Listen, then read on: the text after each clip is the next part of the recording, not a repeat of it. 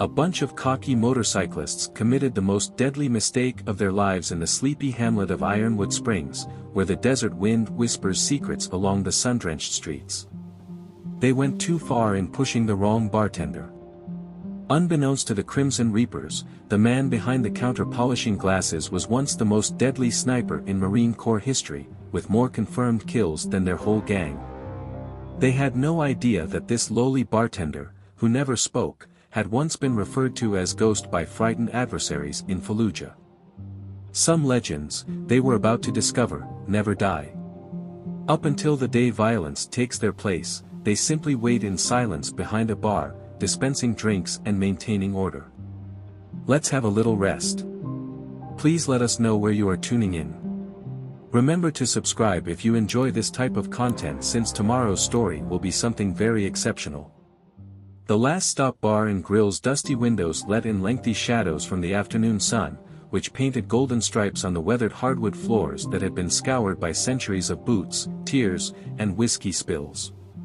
Behind the bar, James Hunter polished already gleaming glasses with meticulous precision, each movement efficient and measured. He handled each piece with unexpected gentleness, his hands worn with old scars and calluses that conveyed stories he never told. In a village where time seemed to stand still, the wall clock inexorably ticked away toward 4. At the opposite end of the bar, Nora Langston worked silently, counting the day's profits while her silver hair caught the sunlight. She had owned this home for 15 years, and during that time she had observed James working with the same precise attention to detail, never wasting a single action or saying a word that wasn't essential. She looked up from her ledger and remarked, "I think you polish those glasses just to keep your hands busy sometimes." The corner of James's mouth quirked, a modern-day version of a smile. "Miss Nora, everything needs a purpose," he said quietly, his voice possessing that softness that caused others to stoop to listen. "Even hands that are occupied." With Dr. Michael Hayes reading his medical journal by the window, Deputy Mark Wilson sipping his coffee at his customary table, and old Tom Parker nursing his bourbon in the corner, the pub was packed with its typical afternoon throng. The air smelled of leather, dust, and distant rain as the ceiling fans whirred languidly overhead. The calm was broken by the crackle of Deputy Wilson's radio. His expression darkened as he listened carefully. James's countenance stayed neutral, but his hands moved more slowly over the glass he was polishing. "Problem?" Wilson walked over to the bar and he inquired. The wooden floor was lightly scuffed by the deputy's boots. Wilson put down his coffee cup and groaned, "Perhaps. Junction City informed me that the Crimson Reapers, a motorcycle gang, had attacked a third establishment there yesterday." She stepped forward, forgetting Nora's ledger. "Money for protection?" Wilson gave a somber nod. When people refused to pay, demands for security costs were made first. His meaning was evident even as he trailed off. James carefully placed his cloth and drink down. "How far away?" 30 miles now, Wilson said, closely observing James's expression. "It appears that they are being commanded by a man who goes by the name Steel Iron Harrison, who was dishonorably discharged from the military, according to Sheriff Tucker down there. A mile-wide mean streak." James reached for another glass, the silver in his hair glinting in the afternoon light. Nora noticed that his actions had changed, becoming even more measured and controlled, as if he were a guy carefully holding something in check, something that most others would have missed. With the weight of unspoken knowing in his voice, Dr. Hayes spoke up from his table. "Nora, it might be time to think about hiring some security. Mark here can't be everywhere in a town of huge." For a minute, James's hands froze completely. He added softly that a town this size shouldn't require security. If everyone stands together, no. More weight than their straightforward meaning indicated, the words lingered in the air. Perhaps something that others missed was visible to Wilson when he examined his old friend's face.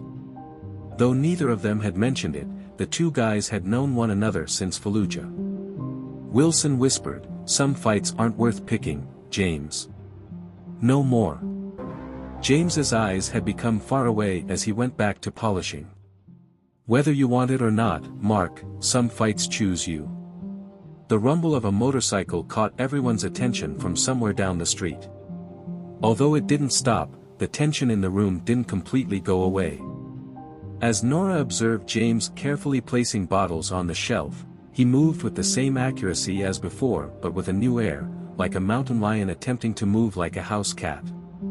Old Tom abruptly piped up from his corner, his voice raspy from liquor and age. "I've heard stories about these vipers. Make instances, let people know what happens when you don't accept their power, and claim that they enjoy hurting people in addition to taking money." There was no response from James's image in the bar mirror, but Nora saw that his right hand had become at his side, the thumb resting where a holster would have been. It appeared that some habits never completely died. "Fear does not earn respect," James murmured softly, almost to himself. The bar was painted in deeper tones of amber and shadow as the afternoon light faded. Outside, Ironwood Springs streets were filled with dust and the promise of change as the wind grew stronger. Decades ago, the community had earned its moniker. Nora pondered whether it might have to earn it again as she observed James's deliberate motions behind the bar. With practiced ease, Wilson adjusted his gun belt and stood up after finishing his coffee. He said, "I'll make some calls. If necessary, try to obtain additional deputies from the county." James said, 3 days, without raising his head from his work. "The time it takes to get help from the county seat is that long. They'll be here before then if they're coming." The deputy took a moment to examine his acquaintance. "You appear to be rather certain about that." "Just math, Mark," James murmured. "Not much more." However, the weight of his remarks caused the room to suddenly feel smaller, as though the walls were holding their breath. Long shadows stretched across the bar like fingers as the sun sank lower. Nora observed James going about his never-ending cleaning and organizing routine. Seeing that he now routinely looked out the front windows toward the street. On the rare times when turmoil threatened their quiet community, she had witnessed him do this before. This time, though, something felt different. As he prepared to depart, Dr. Hayes collected his belongings. He turned back at the door. "James, remember to pick up the headache medications I ordered for you. Arrived for the delivery yesterday." Despite the fact that everyone in the room knew James had not experienced a headache in all the years they had known him, he nodded. It was just one of those small lies they all kept up, like not noticing that he always kept his right hand free when serving drinks, or that, even on the busiest nights, he could remember exactly where each client sat and what they drank. The wind outside increased in strength as the doctor departed, causing the windows to rattle a little. Even though it was a warm evening, Nora shivered. Ironwood Springs was about to experience something. Something that would put all of their ties and convictions to the test. She wondered if it had been here all along, silently sitting behind a bar, polishing glasses, and following its own advice, as she looked at James's reflection in the bar mirror.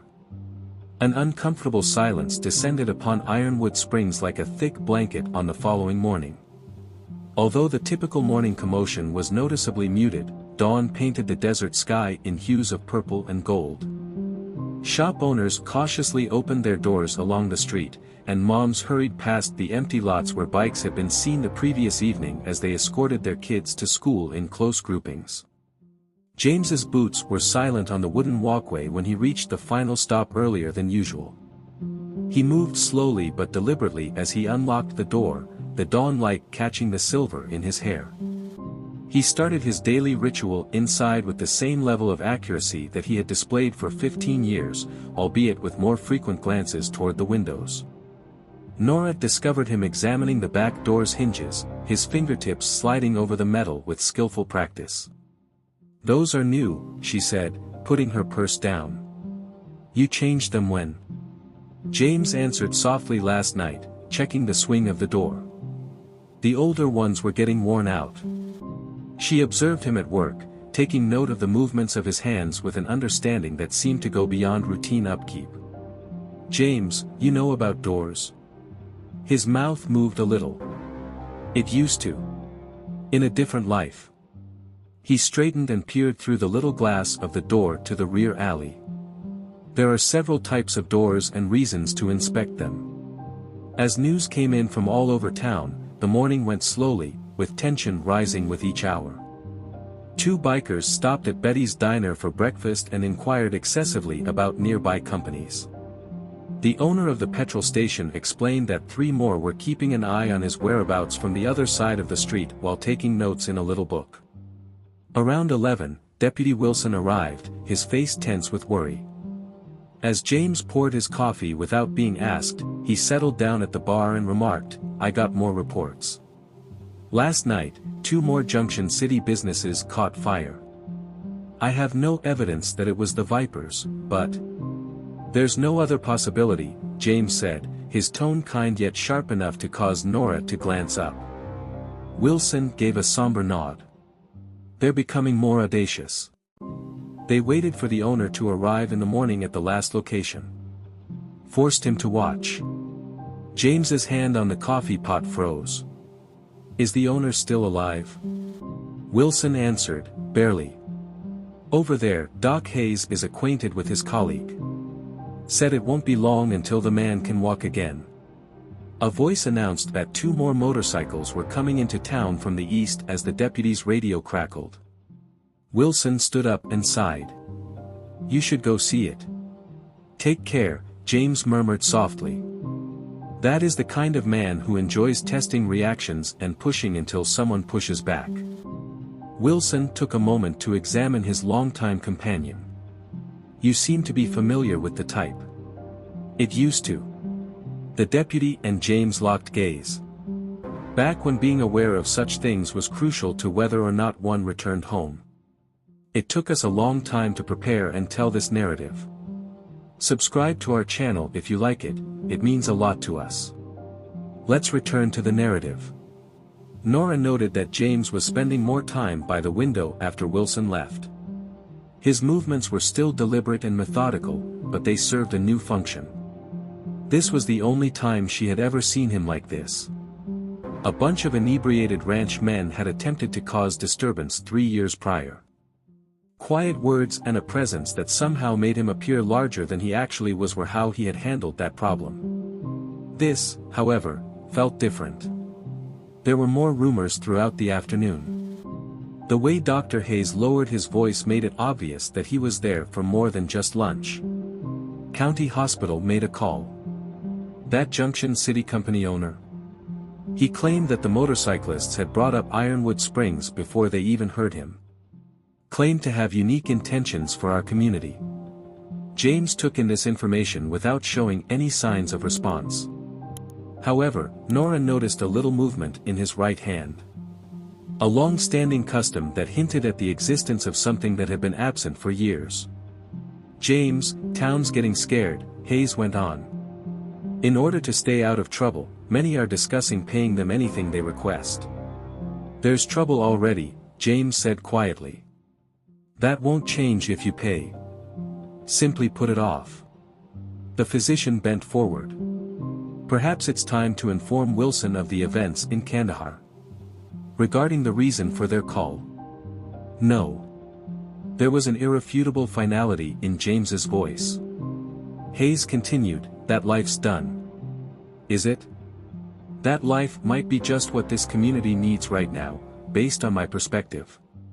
The sound of motorcycles roared through the air before James could reply. 2 motorcycles arrived outside, and their riders slowly got off. Nora observed them take off their helmets through the glass. Both men had numerous tattoos, and the emblem of the Desert Viper was emblazoned on their leather vests. A skull was encircled by a serpent. First to enter, the larger of the 2 kicked unnecessarily hard on the wooden floor. Smaller but moving with the deliberate precision of someone accustomed to violence, his partner trailed after. They looked around the inside of the bar, noting the exits and the few afternoon patrons who suddenly showed a keen interest in their drinks. The bigger man sat down on a bar stool and said, "Beer." His friend was still upright, maintaining guard over James and the entrance. James moved leisurely, serving them without remark. The biker stood up and grabbed up his bottle, but instead of drinking, he narrowed his eyes and studied James. He said, "Quiet place you got here," with a phony friendliness in his voice that made Nora grit her teeth. "Usually is," James said, going back to polishing his unending glass. The biker sitting down drank from his drink for a long time. "It's going to get much busier soon, so a place like this with additional security might be necessary." Softly, James murmured, "We manage." Carefully, the standing biker put down his unopened beer. "According to what we hear, Old Town will soon need to be managed. It would be a shame if something were to happen to such a lovely establishment." Something in the air altered, becoming charged with an energy Nora couldn't quite identify, yet James's hands never stopped working. She briefly noticed something in his posture that didn't fit behind a bar as the afternoon light struck his profile. There was a silence that spoke of different periods and different abilities. James said, "Thing about threats." The bikers had to stoop a little to hear his speech because it was so quiet. "They function best when others are unaware of your abilities. When they are aware." Then he raised his head and met the biker's eyes. "That isn't really a threat anymore, though. That was simply ill-prepared." The words had weight that went much beyond their obvious meaning, they hung in the air like smoke. Something in James's eyes caused the standing biker to change his mind, even though his hand jerked slightly toward his jacket. After a time, the sitting man's initial boldness slightly faded, and he said, "Just passing through. We thought people might be interested in our security services." James said, "Consider us informed," and went back to work. Soon after, the motorcyclists departed, their departure signaled by the irate roar of engines. After seeing them vanish down the street, Nora turned to see James taking precise, deliberate steps to measure the distance between the bar and each man's previous position. "What are you doing?" Although there was a hint in her voice that she already knew, she nevertheless inquired. "Counting," he said plainly. "Old routine. From when you worked as a bartender." For a brief time, Nora noticed something cross James's face, possibly a memory shadow or a glimpse of the man he used to be. "No," he responded at last, "from a time when people could be executed for counting the incorrect things." As it moved westward, the light painted the bar in deeper colors of shadow and gold. Fears were already simmering, and news of the bikers' presence spread like wildfire throughout the community. However, James carried on with his quiet routine inside the final stop, moving with precision and measure, showing no signs of the calculations Nora knew were going on behind his composed facade. A portrait hanging behind the bar caught the edge of the last light of the day. A group of Marines with youthful, solemn looks posing in desert gear. A younger James Hunter stood in the middle, hardly recognizable, clutching something lengthy and meticulously wrapped. Just as Nora had never inquired about the scars on his hands or how he occasionally woke up from naps behind the bar with a jolt and reached for something that wasn't there, she had never inquired about the picture. She pondered whether it was time to question him now, as she watched him get ready for the evening crowd. However, she could tell by the way he walked and the set of his shoulders that some queries were best left for another time. She had a feeling that some answers will come to her naturally in due time. Like a thick blanket of wool, evening descended upon Ironwood Springs, accompanied by the distant roar of motorbikes and thunder. Regulars at the penultimate stop had left earlier than usual, leaving just Dr. Hayes feigning to read his medical journal while observing the street from the window, and old Tom Parker sleeping in his corner.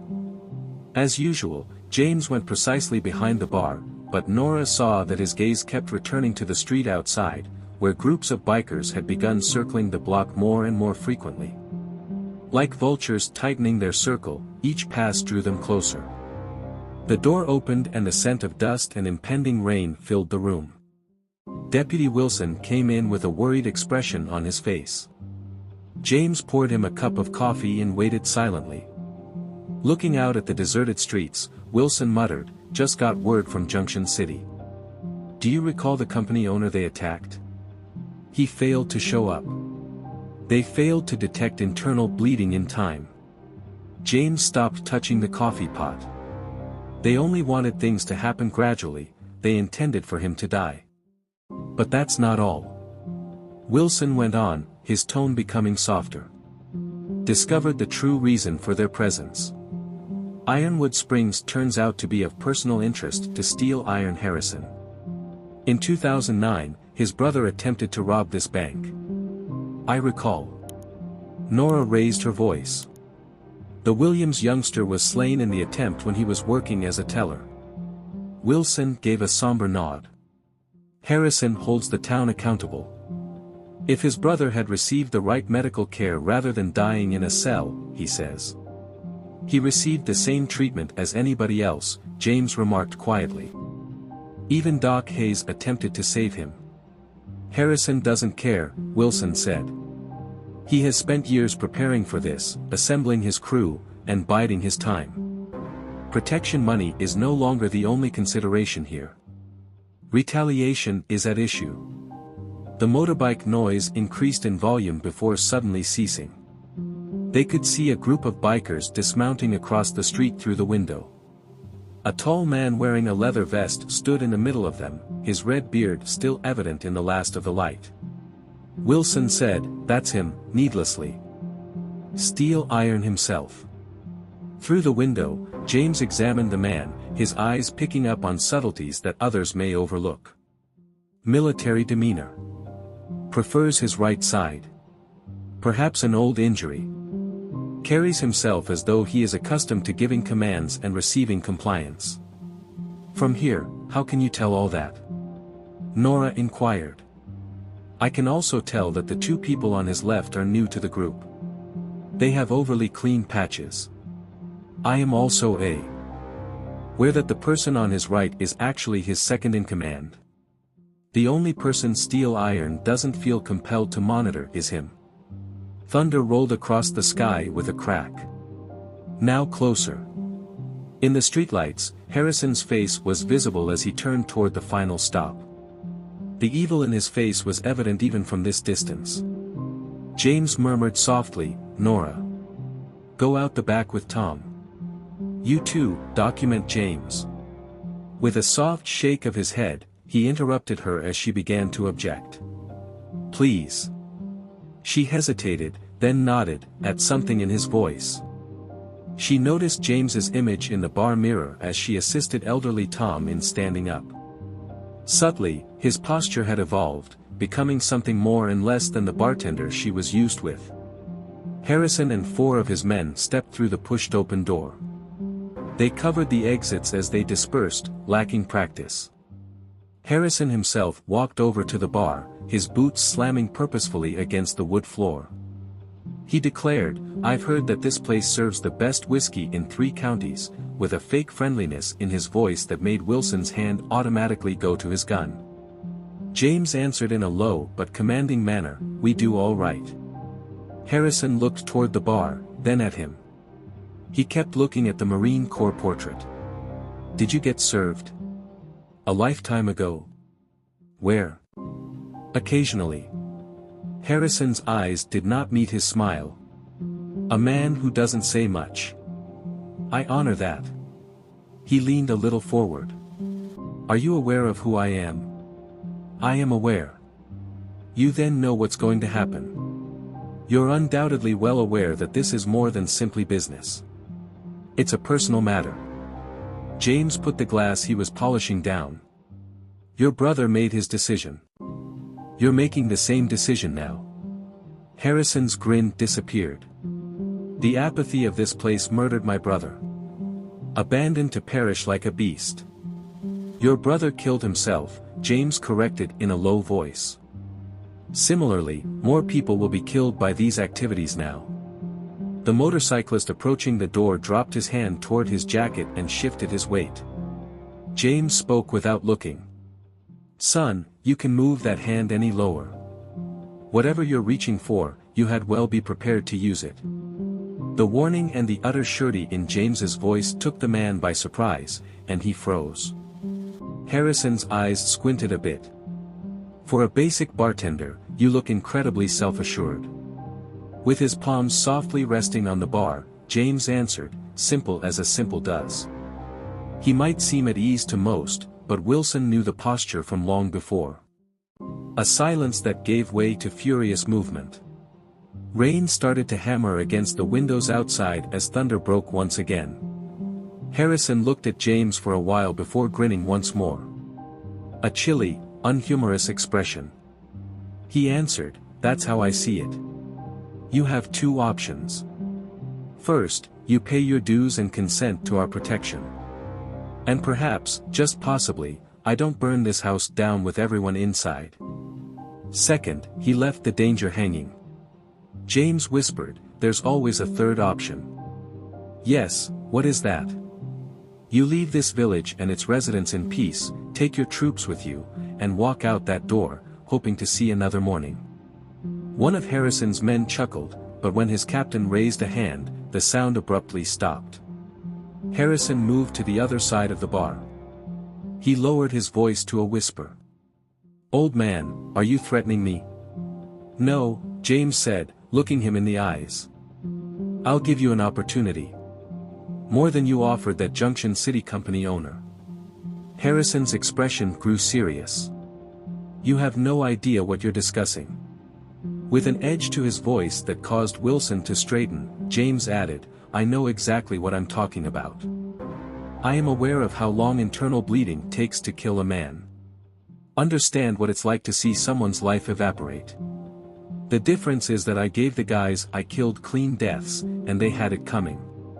The bar's atmosphere transformed, gaining a potential energy charge.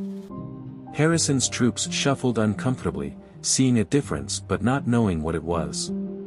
When Harrison finally straightened up, he stated, "You have until tomorrow noon. We do this my way after that." He started to walk away but stopped. "And I hope you don't tell me you're more than a bartender, old man. It's awful to have to humiliate yourself in front of the entire community." Wilson saw the motorcycles climb up from the window after they had left. It went smoothly. James, who was already cleaning the bar where Harrison had leaned, said, "Could have gone worse." Wilson turned back and remarked, "You shouldn't have provoked him. He'll be a man like that." James spoke softly, "A man like that was always going to do what he came to do. That wouldn't alter no matter what I said. All that was required was to observe his methods and the responses of his guys. And I'm now aware that his men will be hesitant when it occurs. They are accustomed to injuring defenseless victims. The moment when actual resistance manifests itself." He walked away, his hands systematically tracing the surface of the bar. Wilson looked at his old acquaintance. "Nora will need to know who you truly are and what you are capable of." James murmured, "Maybe, but not tonight. We give Harrison the impression that he is in control tonight. Get comfortable and let him plan. For a man like that, his own self-confidence is his deadliest enemy." Outside, the rain kept coming down, clearing the dust from Ironwood Springs streets. Thunder rolled again in the distance, like cannon in the hills. James moved steadily as he tidied and arranged, but his eyes had adopted that aloof expression. Wilson recalled another time and location where the guy known as Ghost had shown them all what one person could accomplish if they were pushed too far. "Isn't it just getting started?" Wilson inquired, but he was aware of the response. For a brief time, James's friend glimpsed past the bartender to the man below, the legend who had never truly died, but had only been quiet. "No," James said quietly. "It began when they made the decision to introduce death into this community. We simply decide how it ends tomorrow." Glass shattered as dawn descended upon Ironwood Springs. The Dawson brothers, the newest Crimson Reapers, were putting their boots through Betty's cafe windows when the collision reverberated down Main Street. As she witnessed 40 years of corporate history fall in sparkling pieces, Betty herself stood on the curb, tears running down her aged face. There was mayhem at the ensuing town hall meeting. Fearful residents shouted over one another, making it impossible for Mayor Thompson's gavel to keep the peace. While Nora sat with the other business owners, James stood silently and attentively at the back of the room. Frank Miller of the hardware store yelled, his face flushed with rage and terror, "We have to pay them. Observe the damage they caused to Betty's home. And that was only a heads-up. Nora retorted, if you pay them once, they'll never stop asking for more. However, people who agreed with Frank overshadowed her voice. Deputy Wilson got up and raised his hands in silence. The county sheriff's office has been notified. They're sending. When? Betty cut me off. Tomorrow? Next week? By then, what's left of my diner? James saw the terror like a virus sweeping through the audience. He observed that the Dawson brothers had set up shop next to the door, their leather vests glaring in the early morning light, and were recording every word and every face that spoke against their gang. At last, some order was restored by Mayor Thompson's gavel. Now, maybe we can reach a decent agreement if we negotiate. Men like that cannot be reasoned with. James's soft voice broke the commotion. Everybody looked at him. Many appeared taken aback by the bartender's presence. Money is not the reason they are here. Their goal is blood. The mayor adjusted his glasses and blinked. We value your opinion, Mr. Hunter, but tell them, James. Dr. Hayes abruptly stood up. Tell them about Harrison's military history, as you told me. Something sparked in James's eyes, but his face remained unchanged. Not important. It's not, for crying out loud. Hayes pushed. They must understand the true nature of our problem. Regarding the court-martial. Regarding his treatment of the citizens in. The room became silent at the snap of a pistol shot. With his revolver aimed at the ceiling, where plaster dust was still falling, Jack Dawson stood by the entrance. Beside him, with his hand resting on his own firearm, his brother Sam smiled. Do you think one day of town hall will suffice? Jack declared. The boss wants everyone to be aware that they have 2 hours to begin gathering their protection funds. At noon, the first collection begins. He looked at James. Let's start with the final stop. The chamber was filled with anxiety and the pungent stench of gunpowder as the brothers strode out. Nora watched James, his eyes measuring distances she couldn't comprehend, scrutinize the precise location where each brother had stood as the throng erupted into terrified whispering. Later, at the final destination, Nora discovered James carefully and precisely moving boxes in the storage room. But the rearrangement wasn't haphazard. He was laying out what she immediately recognized were fields of fire, clear lanes of sight. You're more than just a bartender, she muttered. There was no question. James carried on with his work, moving methodically. It's been a while since I was just a bartender. Hayes is aware of your true identity. Wilson does, too. She took a step forward. How come you haven't told me? Remembering means telling, he said quietly. Recalling entails returning to a location I left for a valid purpose. They were drawn to the window by a disturbance outside. Young Tommy Chen from the grocery store had been trapped by the Dawson brothers, who demanded early payment. Tommy objected, but Sam Dawson took him by the throat. James started to move before Nora could blink. Suddenly he was out the rear door, even though she hadn't seen him leave the storage room. She hurried after him, coming out just as he was coming toward the scene at the same slow speed he had behind the bar. Release him. Soft but full of something that turned both brothers, James's voice echoed down the alley. Jack Dawson hissed, "Mind your business, old man," but his hand had already fallen to his revolver. James calmly noted, "That's twice today you've drawn weapons on unarmed people. It could make a man question your ability to manage yourself without them." Sam's hold on Tommy relaxed a bit. "Are you threatening us?" "No," James stepped forward once more. "I'm only pointing that out. About men who feel strong only when they have guns. About boys acting dangerously for fun." He looked into Sam's eyes. "About how those who are really dangerous don't have to prove it." Both brothers paused at something in his words and his movements. Fear wasn't the reason. Not precisely. Like prey animals suddenly detecting a predator among them, it was more primordial than that. In an attempt to regain some power, Jack finally stated, "Boss wants to see you anyway. Don't be late, it's noon." Tommy scrambled away, gasping, as they let him go. Sam turned back as the brothers got on their bikes. "Old man, you just signed your own death sentence." James remained in the same position as they roared off. Nora gave a quiet gasp as he turned back to her. His eyes had altered, they were now colder and tougher. Eyes that had witnessed unimaginable things. "You have murdered people," she said. "Have you not?" "Indeed." He walked back toward the bar, past her. "How many?" At the door, he stopped. "I knew enough to never want to do that again." He lowered his voice a little. "Enough to understand that we don't always get our way." Wilson waited inside with some news. "I just received word. Harrison has more men on the way. Much more. According to the county sheriff, he is unable to spare any deputies.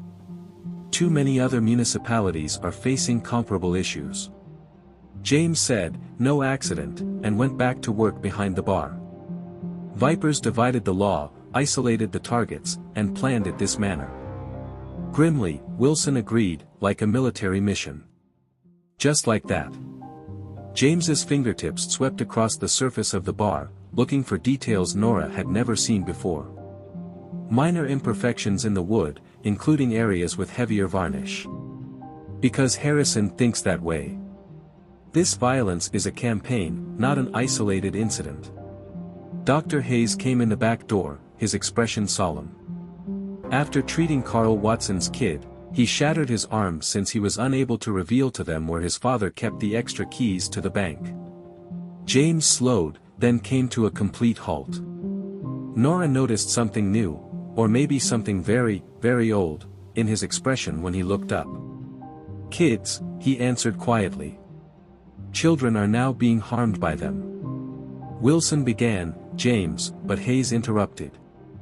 "Tell her everything you know. About Fallujah, why you were referred to as a ghost, and what became of the last group of individuals who believed that harming innocent people was okay."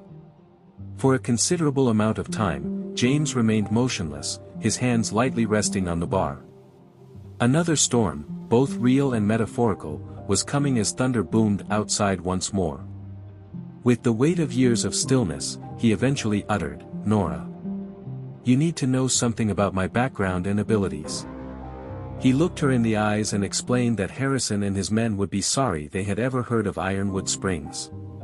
Nora had always found solace in the back room of the last stop, a peaceful haven where inventory lists and ledgers helped make sense of a chaotic world. Unspoken history now charged the tiny room as James drew a dusty footlocker from beneath piled crates. With his palms resting on the weathered surface of the locker, James muttered, 15 years. I've kept this hidden and tried to forget about it for the past 15 years. Under the dust, his fingers traced an anchor emblem and an eagle globe that were just barely visible. He pulled a key from around his neck while Nora sat on an overturned box. Why now? Because you must comprehend why the lock was opened and what is about to happen. Harrison is no longer the only focus. It concerns what men like him do when no one opposes them. James raised the lid as thunder rolled outside.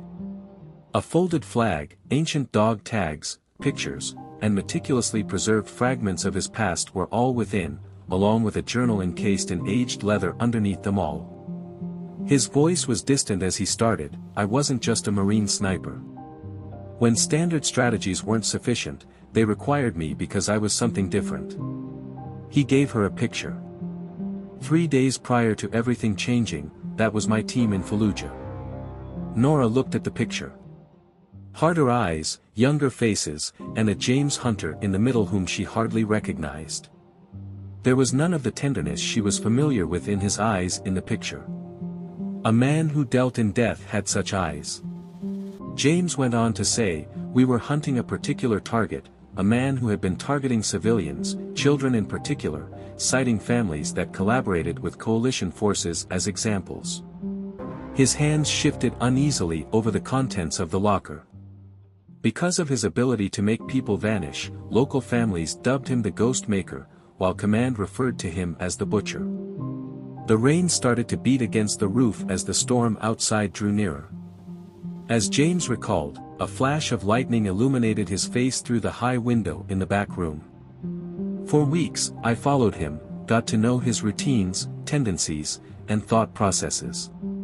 To comprehend a man like that, one had to transform into something different.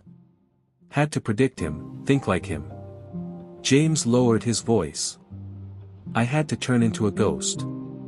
His story was cut short by a crash from the street. As more of Harrison's soldiers thundered into town, Nora shifted to the window to see. Now there must be 30 of them. 32, James said without turning to look. 4 ahead, keeping an eye on the streets. 2 on the bank's roof. At last, he looked her in the eyes. Old routines. How did the butcher end up? Softly, she inquired. Located him.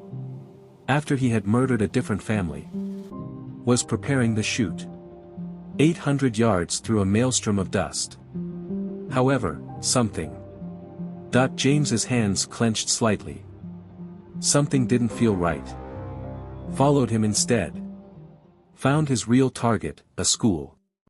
Hundreds of children. Nora's hand went to her mouth. As James continued, his voice hollow with memory. Had to make a choice. Make the shot. Maybe let some of his men complete the mission Oregon. He trailed off. Or become the ghost they thought I was. Went in alone. Close quarters. Personal. His eyes had that distant look again.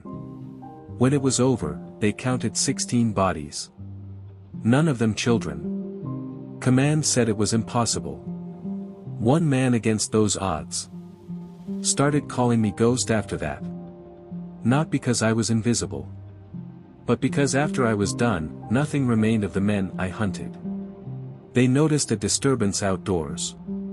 Through the glass, they witnessed the Dawson brothers hauling old Tom Parker from his truck. Demanding his late wife's valuables as payment. James stepped to the window, his stance altering subtly. Wait, Tom talks about Alice. About the life they had. Those boys don't know what they're doing. Before Nora could react, Dr. Hayes stormed in through the rear door. His garments drenched from the rain. James. Harrison's at the bank. He's got Wilson. James was on the move already. His hands automatically measured distances and angles. Hayes took hold of his arm. There's more. Learned the truth about Harrison's military service. He wasn't just let go. In Baghdad, he operated a protection ring. Focusing on civilians, particularly kids. Citing instances of non-paying households. James froze. Similar to the butcher. Just like that. Hayes attested. James, too. There were others working with the butcher. He knew someone in America. A sergeant who remained anonymous. Nora observed with comprehension the eyes of Don and James. Harrison. It must be. Hayes gave a nod. The time is right. Why this town makes him despise it. Why is he so intent on causing harm rather than merely stealing money? He takes it personally as well. He lost everything because you hunted the butcher. Outside there was a crack of a gunshot. Then there was yelling. Via the window stained by rain. Tom Parker was slumped on the ground when they noticed him. Over him stand the Dawson brothers. Bones that show through the epidermis. Hayes said. I'm on my way to the door already. Unless I treat him right away. Proceed. James gave the command. Bring him to your clinic. Nora assists him. How about you? James was already making his way back to his footlocker. It's time to recall my identity. What I am capable of. Something wrapped in oiled cloth came out of his hands. It's time to demonstrate to Harrison the power of a true ghost. James. Nora grabbed his arm. They're too numerous. Numbers are irrelevant. He answered quietly. Never did. Knowing your enemy is crucial. Knowing what motivates them. He looked into her eyes. This town is what Harrison believes he is hunting. Here, he believes he is the predator. He's not getting it. Know what? That certain ghosts pursue. There was another shot. This time, closer. Through the downpour. Harrison's voice could be heard coming from the bank's direction. Requesting James's surrender. Nora. James's tone softened a bit. What follows? I want you to keep in mind who I have been over the last 15 years. Not the person I'm going to be. She looked at him. The silent bartender who had never spoken. Who has heard countless such tales. They had assimilate. Into Ironwood Springs core. But now she could see the weapon he had once been behind that facade. The specter that had plagued men's dreams. Simply return. She muttered. When it's finished. Return to us. As James approached the door, the lightning flared once more. His motions are fluid and fluid. Predator. Nora did not recognize James Hunter in the harsh lighting. But Fallujah's ghost. Waking up after a lengthy nap. Harrison desires a ghost sighting. She had heard hints of that deadly stillness before, and James's voice carried it. Let's show him the true appearance of one.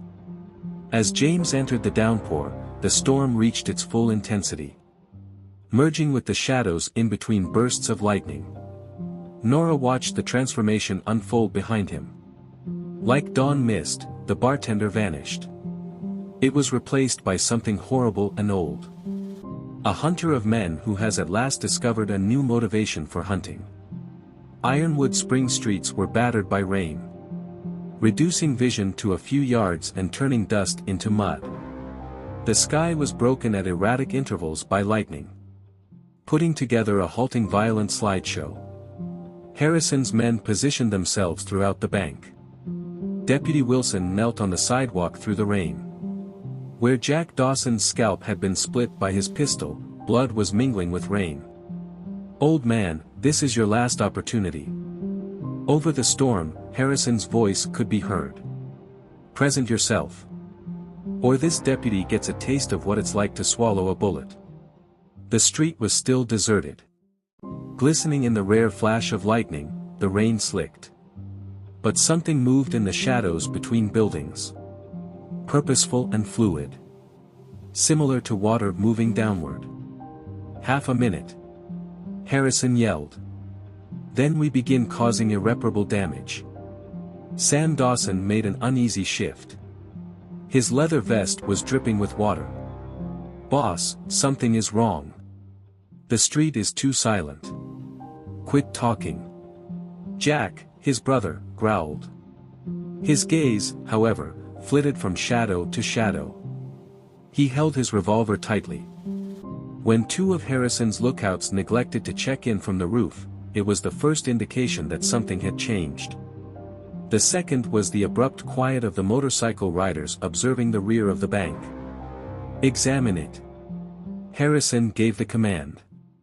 Pointing to a man of his. The motorcyclist paused. Then proceeded to the corner of the bank. He didn't make it. A shadow pulled away from the shadows. While the second hand mechanically disarmed the motorcyclist, the first clamped over his lips. Without a sound, the man vanished into the downpour. Bobby? Harrison gave a call. Come on in. The storm was the only one to respond. In the clinic of Dr. Hayes. Nora assisted the physician in tending to Tom Parker's broken leg. They could see the bank and the scene playing out through the window. I've never seen anything like it. Hayes whispered. Tom's bone is set. James's gait. He seems like a completely different person. He is a unique individual. Nora said quietly, recollecting the expression on James's face when he had entered the downpour. They turned him into what he is. What they required of him. Out of the corner of their eye, another rider disappeared. Harrison's soldiers were clearly becoming anxious. Gathering in greater numbers. Weapons aimed toward darkness. "You're where?" Harrison yelled. Wilson's head was pressed by his pistol. "Do you think you can eliminate every one of us separately? Do you believe that you are a ghost?" Not giving it any thought. James's voice seemed to come from nowhere and everywhere. Being aware. Jack Dawson whirled. Blindly shooting into the rain. His night vision was impaired by the muzzle flash. His final error. Out of the shadows came a hand. He was brutally efficiently disarmed. Prior before his scream. He fell face first into the mud after being struck by an elbow. Jack. When his brother fell, Sam turned. And during that diversion, Wilson rolled out of range of Harrison's firearm. As the deputy moved, there was another flash of lightning. And during that moment of light, James Hunter was in the open, visible to all. He was dripping water. Not at all like the reserved bartender they had known. Christ Jesus. A whisper came from one of Harrison's guys. "It's him. He is the one. The Fallujah ghost." Harrison took a breath. His voice was a mixture of ancient terror and recognition. "Ought should have known. Your movements. The manner in which you observed everything. Ought should have known." Quietly, James nodded. Despite the rain, his speech could be heard well. "I should have kept in mind what happened to the last man I saw harming children." Harrison's face twisted with memories and anger. "The butcher. It was you who killed him. Killed them all. But left you alive." James took note. "It was my error. One I tried to fix. Murder him." Harrison let out a yell. The rest of his soldiers started shooting. Their rounds pierced the area where James had been standing. But he was on the move already. Reuniting with the rain and the darkness. The following 30 seconds illustrated why Fallujah's ghost had become a folktale. 3 more motorcyclists fell silently. The sound of their guns hitting the mud. Before his trigger finger relaxed, someone else fired furiously, disarming himself and losing consciousness. James never appeared to be hit by the bullets during the entire ordeal. Like his namesake, he appeared and vanished. Sam Dawson shattered. He's running for his bike. Before a hand grabbed his collar, he had taken 2 paces. His sibling was left sprawled next to him as he was spun into a precise strike. "Hold on." Desperation cracked Harrison's voice. Wilson was back with him. The deputy's gun was pressed under his chin. "He's about to die, so stop." Nothing else moved, and the rain kept coming down. Harrison's surviving soldiers. Now there are just 4. Created a circle. Backs together. Eyes strained in the shadows. "Ghost, consider it." Harrison yelled. "Consider all of these kind folks who are observing. Now you present yourself. Show them who you truly are. What you are actually capable of. When someone like you lives among them, how long before they begin to question whether they're safe?" Another burst of lightning. Displaying a deserted street with huddled residents observing from windows. Within the medical facility. In Dr. Hayes' eyes, Nora saw a dawn of comprehension. "He's correct." Hayes spoke quietly. "James is concerned that the town will witness him reverting to his former self. Worried that they will eventually dread him." Nora decided. She took Hayes' medical bag and went outside into the rain. She concluded that history would not repeat itself. James wouldn't have to decide between exposing his actual self and saving lives. Harris, she yelled, taking deliberate strides forward. You should look at that leg. No, Nora. Wilson began to object, but Harrison's rifle cut him off. Which leg? Harrison made a demand. The one who's going to be shot, she said coolly. James. The next flash of lightning came at the snap of a rifle shot. Harrison's knee exploded and he yelled. He jerked his pistol hand away from Wilson. James appeared out of the downpour in the same moment. Like liquid shadow, it moved between Harrison's remaining men. They groaned in the mud after 3 well-placed blows. Harrison gulped, gripping his broken knee. It's impossible. In this weather, nobody could make that shot. No human. James materialized at his side and gently reminded him of Ghost. Do you recall? Nora opened Hayes' luggage while kneeling next to Harrison. That limb needs to be examined, as I mentioned. She looked directly at James. In Ironwood Springs, we care for everyone, even those who don't deserve it. We differ from men like him because of it. James saw the spectacle while standing in the rain. Wilson assisting Hayes in securing the injured. People from the town came out to help. When the cop cars eventually arrived from the county, the Dawson brothers were placed in handcuffs and loaded into them. Wilson joined him in saying, "You did right," showed them what was necessary. Saved what needed to be saved. Perhaps, James said quietly. One thing, however, Harrison was correct about. People witnessed my abilities. Saw my true self. No, said Nora, concluding with Harrison's leg. They witnessed your true self. A man who had the option to kill but decided against it. A man who prioritizes life over retribution. She faced him. A man who, in a different way, has been guarding this town all along. A final flash of lightning revealed the street dotted with moaning motorcycle riders but noticeably devoid of fatalities. Yes, Fallujah's spirit has come back. However, he had changed into someone else. Something that might provide justice without fatalities.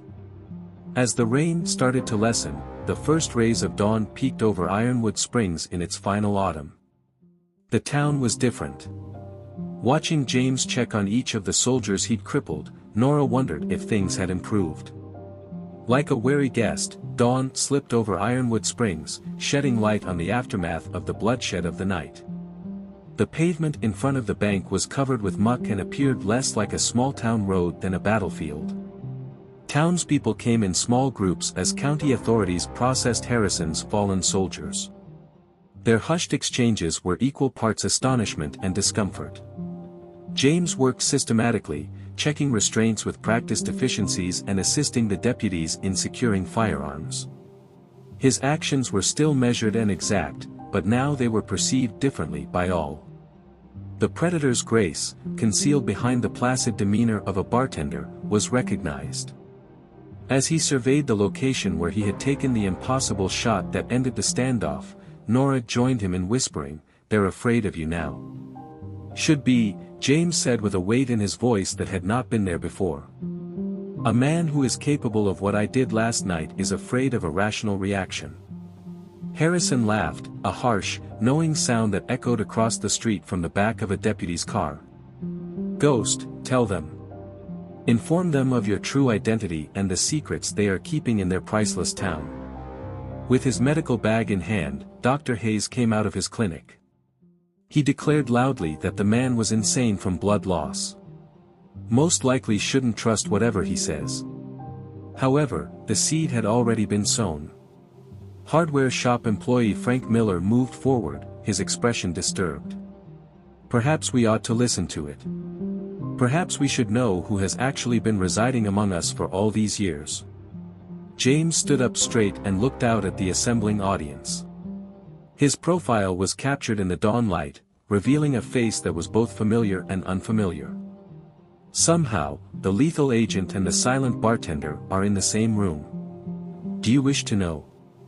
Gently, he inquired. "How many men have I slain, you ask?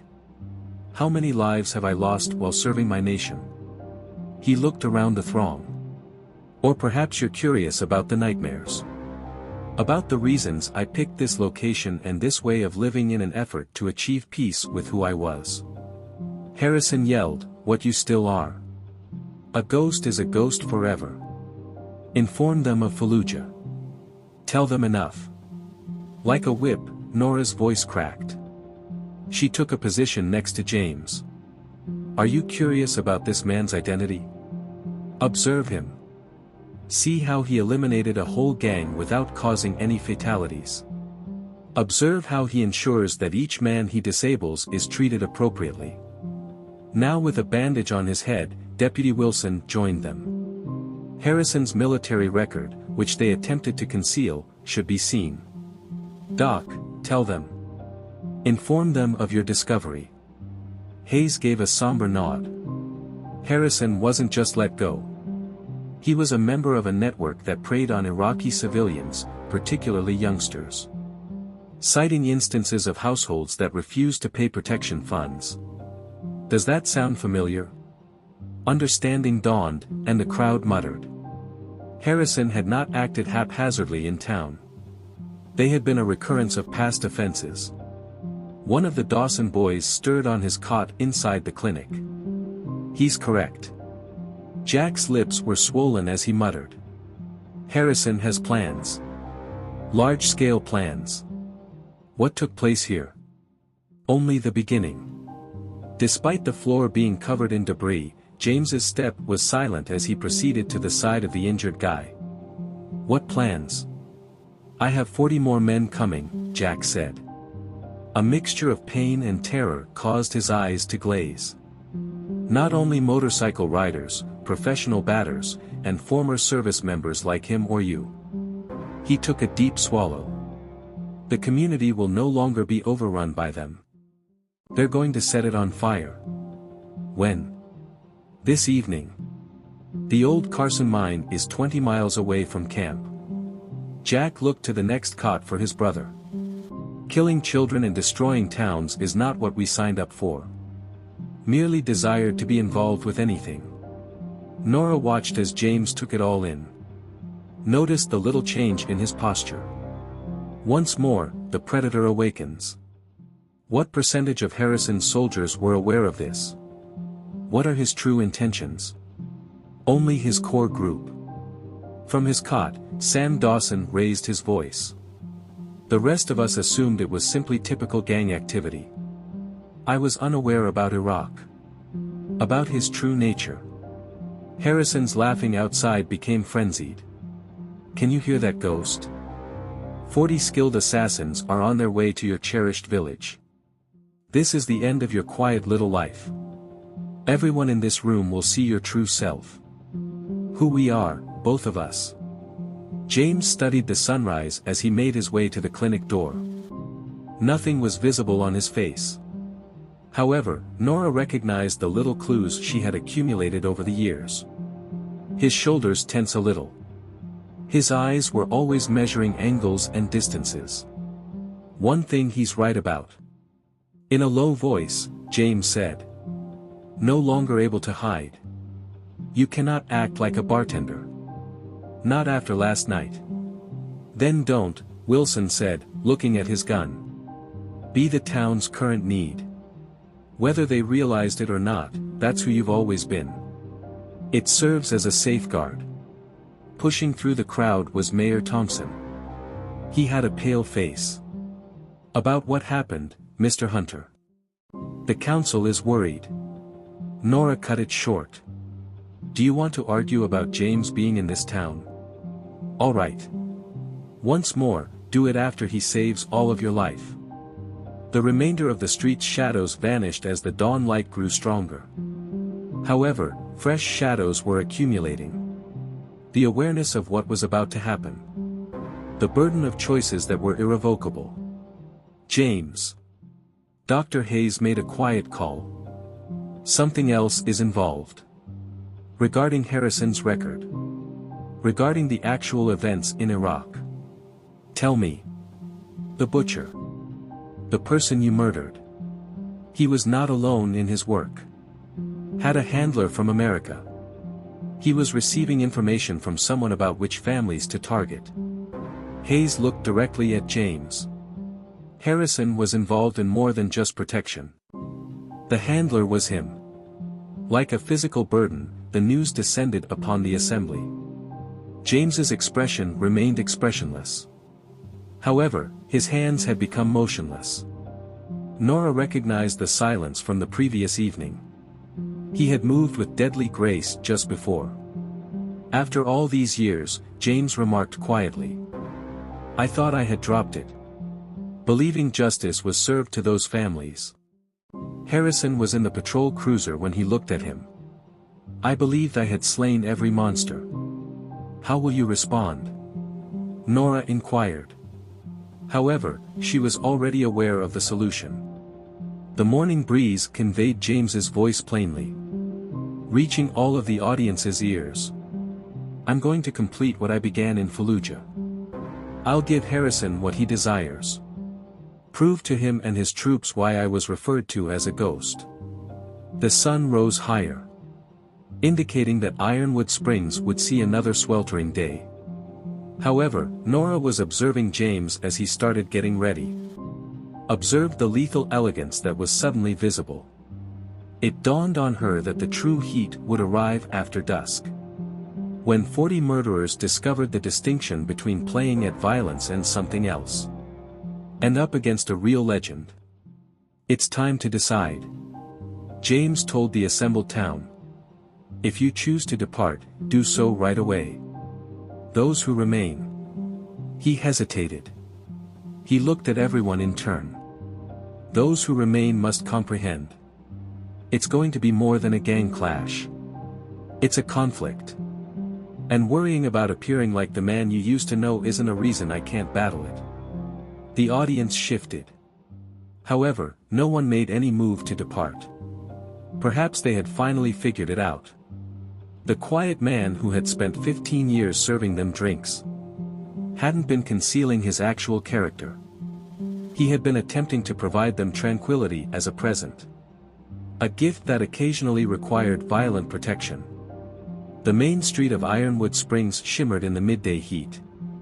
James Hunter strolled through the town with a deliberate pace, indicating sight lines and locations that only he appeared to be able to see.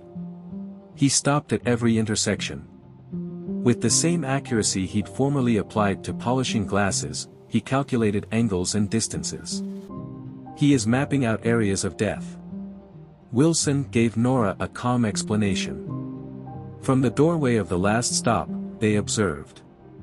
Establishing fire fields. Locating choke places. Transforming the entire community into a strategic grid. Within the bar. The Dawson brothers collaborated with Dr. Hayes, who had consented to assist in return for the county sheriff's favor. Jack's face remained swollen. A crude map of the Carson mine camp should be laid out. Harrison has professional guys. Jack clarified. Position marking. Largely ex-military. A few mercenaries. We ordinary gang members are not like them. They've received training. Discipline. They also have something else. Sam went on. There was real terror in his voice. They are there for a reason. Harrison has spent years organizing this. Observing the town. Acquiring its rhythms. Money is no longer the only factor in this. James came in. Despite the wooden floor, he moved silently. No, he said quietly. It's about completing the work he began in Fallujah. About demonstrating his ability to destroy anything honorable and good. He looked at the map. How do they have weapons?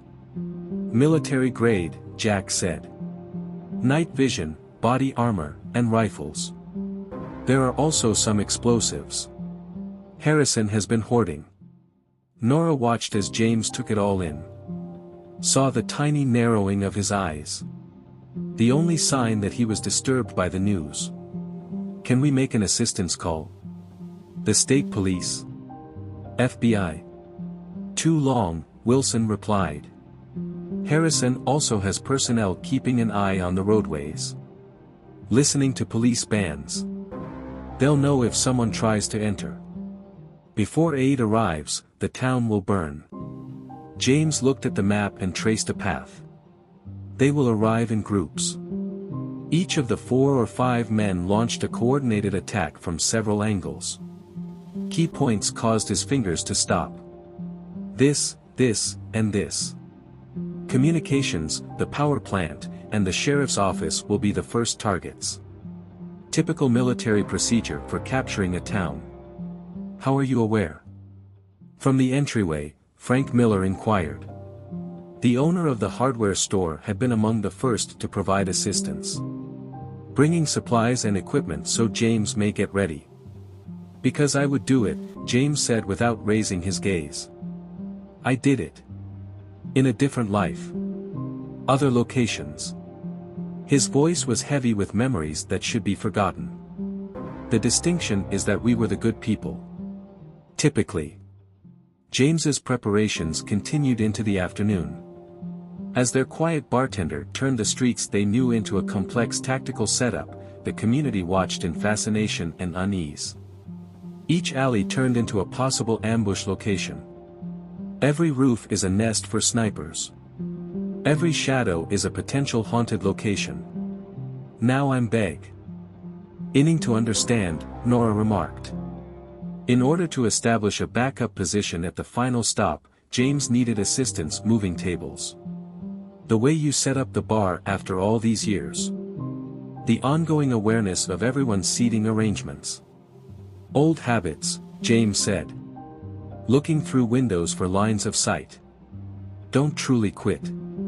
Simply get better at hiding them. Dr. Hayes came in with fresh data. His expression was solemn. Ended a phone conversation with a Baghdad-based coworker. I've now figured out why Harrison despises you, James. Why he finds this so personal. James stopped what he was doing. Tell me. Harrison wasn't the only one with the butcher. Harrison used him as a springboard to greater things. Over there, they were establishing an empire. Using terror to control whole neighborhoods. The money was just the start. They were establishing their own private army. James muttered, until I end it. Hayes confirmed, until you ended it. Harrison's entire life was lost. Reputation, status, and millions of illicit dollars. Before he could be apprehended, he had to flee. Rebuilding has been ongoing ever since. Assembling persons who were similar to him. Awaiting an opportunity to exact revenge. The sun started to set in the west. Painting the town with shadows that grow longer. James saw the light shift from the window of the bar. Calculating the effects of darkness on mobility and visibility. Then he said, Nora. You must go. Take as many people from the town as you can. What's next? It won't be the same as last night. These men can't be simply disabled. Some of them won't leave me any choice. No, she said plainly. Wilson handed her a weapon, which she checked. It's also my town. Our community. For 15 years, you have kept us safe without our knowledge. Now let's do our part to safeguard it. Everyone tensed at the distant sound of a motorcycle. However, the news was only brought by Tom Parker's grandson. Breathlessly, he described a dust cloud to the east. There are many fast-moving cars. Maybe 30 minutes. Unsurprised, James nodded. They'll hold off until nightfall. Make use of their night vision. Allow the community time to dread what lies ahead. He looked around the group. Final opportunity to depart. What follows? I can't guarantee that any of you will make it through. As he checked his weapon, Wilson remarked, funny thing about ghosts. Because they are capable of killing, people find them frightening. But actual ghosts? Because they guard what is theirs, they are frightening. You own this town, James. It has been since you came here in search of tranquility. But I never found it, James said quietly. Not at all.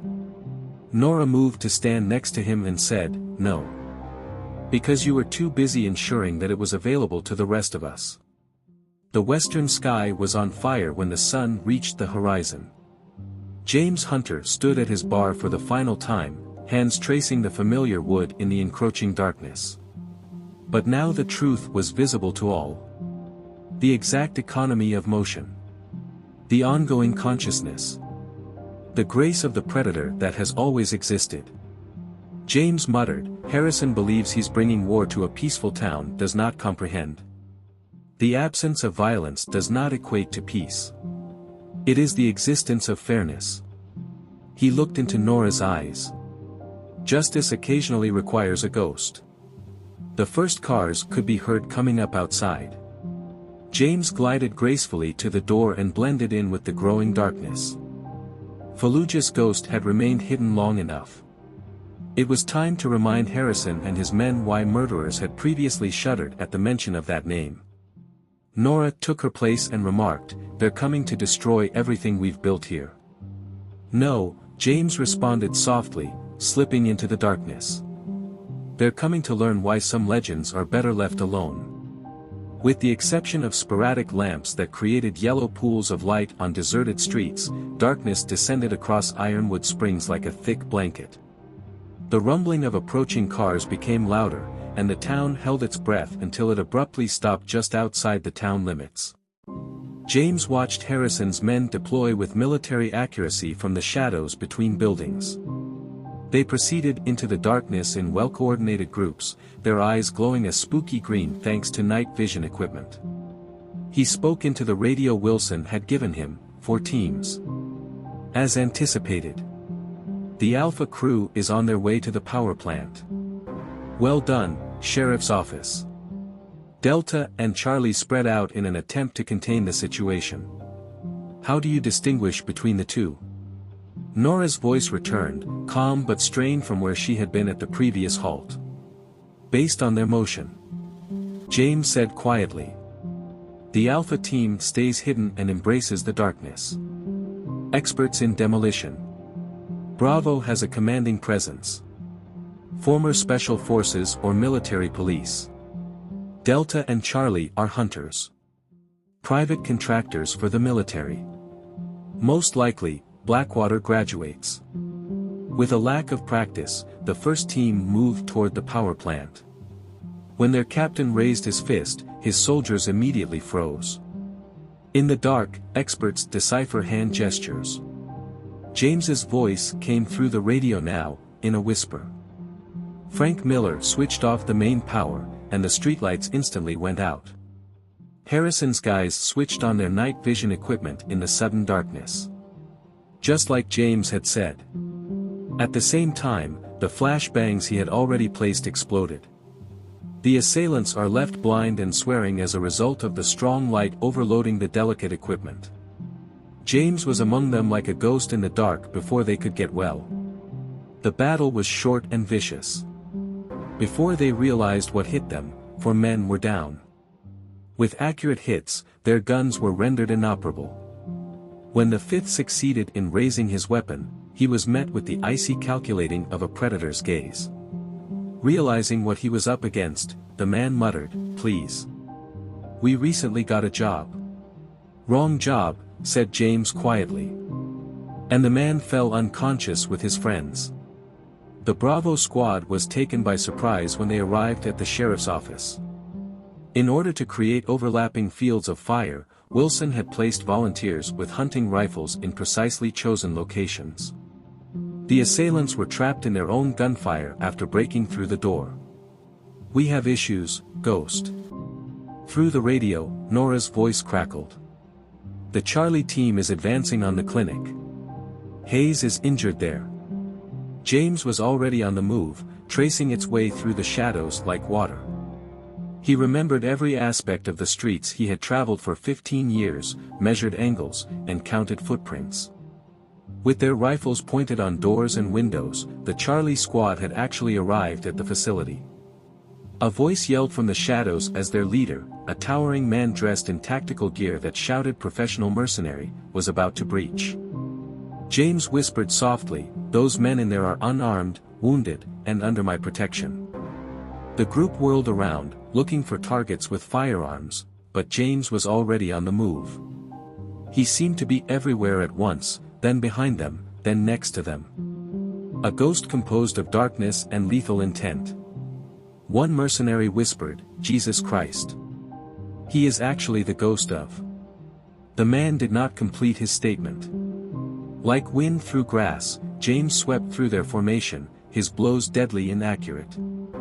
Although these men were skilled assassins, they had been trained to combat people. Now it was something quite different that passed between them. The Delta crew heard the disturbance across town and went to help. All they discovered were vacant streets and unconscious bodies. Now more cautious, their leader ordered his soldiers to retain their positions. "This is Delta, Harrison." He talked into his radio. "We have a predicament. Your intelligence was incorrect. This isn't a disheveled veteran working as a bartender. This is..." As James methodically cut off their communication, static responded. The team's night vision goggles broke one by one. They were the victims of accurate rounds from a powerful air weapon Nora had found in James's covert supplies. The squad leader discovered too late that he was hunting us. We believed we were the predators all along. A common error. James's voice seemed to come from nowhere and everywhere. There is always something higher up the food chain, but predators become complacent and lazy. The following few minutes proved why Fallujah's ghost had become so famous. The attacker was never seen by the Delta team. Only the effects of his presence were felt by them. 8 more trained killers were either zip-tied or lay comatose in the street when it was all finished.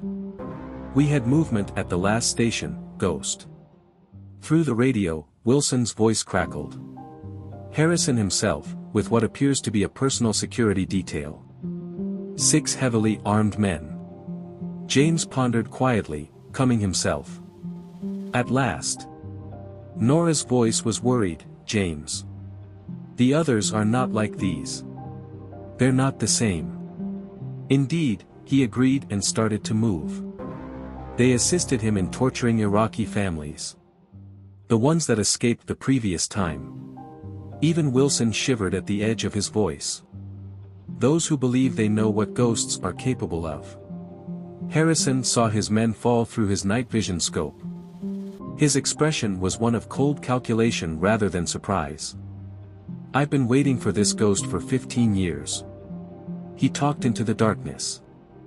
"I've been showing you what actual monsters look like for 15 years. I already know." James's voice came back from the shadows. "In Fallujah, I saw it. I'm seeing it once more. Bringing conflict to a town that is tranquil. Putting innocent people in danger. Calm." Harrison gave a stern laugh. "Ghost, peace is a lie. Each time you pulled the trigger, you demonstrated that for yourself. Each and every life you took. The only thing that separates us is that I acknowledge who I am." With the exception of the wind, the street became quiet. Harrison gathered the rest of his troops into a close circle. "Prepare your weapons."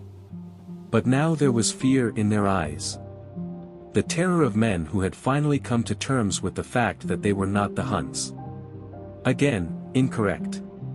It was James's voice one last time. "The difference is that I didn't like it. Don't harm those who are unable to defend themselves.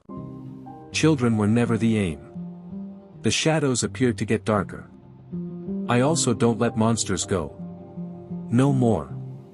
The ghost of Fallujah showed why certain tales are born in blood and shadow, causing the street to erupt in controlled violence. Harrison's top security detail. His selected murderers. His monsters in the workplace. They were going to find out that serving drinks in a little town pub had been their nightmare. Just waiting for an opportunity to make amends. Harrison last glimpsed a pair of eyes he recognized from Iraq as the darkness swept him away. Eyes devoid of rage. No animosity. Only the icy certainty of long-delayed justice. Ironwood Springs caught the first rays of light, exposing the savagery that had occurred that night. The streets appeared to be a battleground, strewn with abandoned military equipment and mercenaries in zip ties.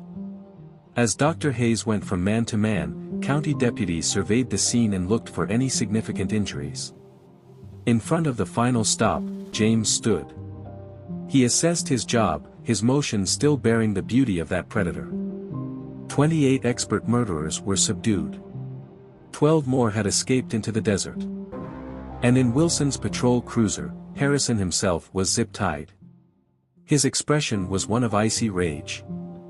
"I've never seen anything like it." Silently, Frank Miller spoke to Nora, observing James at work. The way he walked. He was 3 steps ahead of them in his thinking. It was as if he was not human. "He is a human." Nora gave a forceful response. "Kinder than the men who came to set our town on fire." She observed James examining every constraint.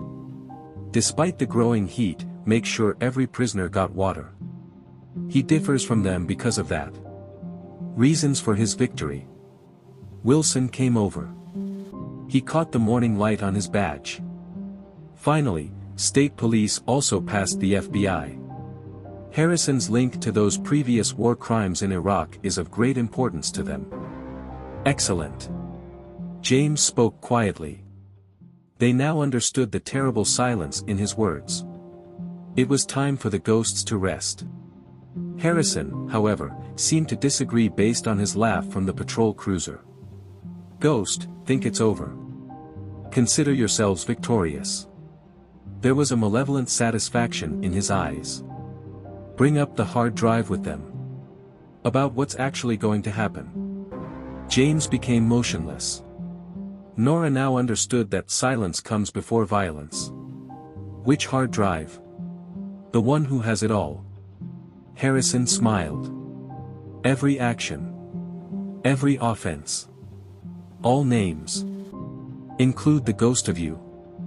Encompassing the actual events in Fallujah. What you actually did. Everything is there. And unless I stop it, it will upload to all news outlets in 6 hours." As James took in this information, the tension in the morning air increased. "Where?" "Policy of insurance." Harrison gave a condescending response. "Tucked away where only I can see it. Let me take a stroll." "It remains underground." "Hold me, please." He shrugged off his shackles. What kind of monster this community has been harboring is revealed to the entire globe. "James," Nora began. However, he raised a hand. He added softly that the truth will always surface. "Time will tell." Wilson protested that it wasn't like this. He didn't twist it. Harrison grinned broadly. "Ghost, tick-tock. It will be 6 hours before everyone is aware of the school. Regarding the actual fate of those kids." James moved with the fluid elegance they had seen throughout the evening. 2 quiet steps and they were on their way to the patrol car. Through the open window, he held Harrison's collar in his hands. "The school," he muttered. But there was grit in his voice. "That's precisely why you're staying." "Not now." Dr. Hayes called from the other side of the street, "James. Something needs to be seen by you." Hayes stood over one of the muted mercenaries in the fading light. The leader of the squad who attempted to enter the clinic. A familiar tattoo was visible through the open tactical vest of the man. As James came closer, Hayes remarked, "I've seen that mark before. In pictures taken in Fallujah. Every one of the butcher's men had it." Recognition dawned as James examined the face of the unconscious man. Since he was among them. They were all. He glanced at the men he had captured. Harrison employed more than mercenaries. He located the remaining soldiers of the butcher. Brought them here. For retaliation? Nora inquired. No, James said quietly. For a worse thing. He looked back at Harrison. You came for more than just destroying the town. You intended to restart the process. Make use of Ironwood Springs like you would those Iraqi neighborhoods. Harrison's smile remained constant. Ghost, it's been 5 hours and 50 minutes. The world learns about us both. As James weighed his options, the morning sun rose higher. Nora observed the range of feelings on his face. Not a fear of being seen, but worry about the potential harm his history could do to the town he had spent so much time defending. Finally, James remarked, "Let me clarify something." His voice could be heard in every ear. Occurrences in Fallujah. What I did there. I haven't denied it. Never evaded. He looked into Harrison's eyes. Because I am able to face my past, unlike you. Able to bear the burden of it. He turned to speak to the townspeople who were assembling. Are you curious about the school's real situation? For what reason did they call me Ghost? He lowered his voice a little. It had been set up with explosives by the butcher and his guys. There are hundreds of kids inside. They intended to draw attention to their disobedience. As he went on, Nora's hand touched his arm. I didn't simply murder them. I pursued them. Broke them. Made them realize that there are some boundaries you should not cross. That there are some sins that have consequences. And now. Harrison gave a call. Ghost, what sins are you punishing now? Older ones, James said softly. As well as fresh ones. The ones you had in mind for this community. For these folks. Once more, he went to the patrol car. However, there was something different about his moves this time. Not the elegance of the predator. But justice's unwavering goal. He whispered, your hard drive. The one in the shaft of the mine. The one that was planted last week by your advance crew. Wilson's deputies located the one an hour ago after the Dawson brothers directed us to its location. Harrison's smile wavered for the first time. You see. That's how we differ from one another, James added. I gained knowledge. Modified. I found trustworthy folks. Who could put their faith in me? You. Slowly, he shook his head. The last war is still being fought by you. Employing the same strategies. Harrison's eyes glowed with understanding as the morning heat started to rise. He had lost his insurance policy. His power vanished. The icy conviction in James's eyes was all that was left. The reality of Fallujah. James spoke to the community once more. The reality is straightforward. Being something that monsters fear more than death itself is sometimes the only way to stop them. The morning breeze conveyed his voice clearly. Knowing when to stop, however, is the true reality that Harrison never comprehended. When to revert to human form and put the ghost away. Nora took a step forward and spoke steadily. James, you never ceased being human. You found tranquility here for that reason. Why did you stay? Why all of us are still alive?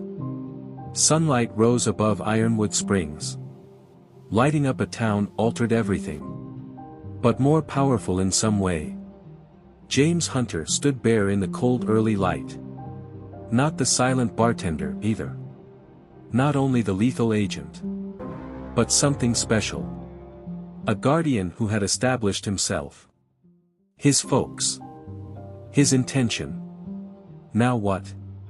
Quietly, Frank Miller inquired. Harrison answered, but James's gaze stayed fixed on his. Right now. We're rebuilding now. Make what we have stronger. Prove to the world that some towns are resilient. Not everyone runs. As well as a few ghosts. At last, he permitted himself a slight grin. Some ghosts guard their possessions.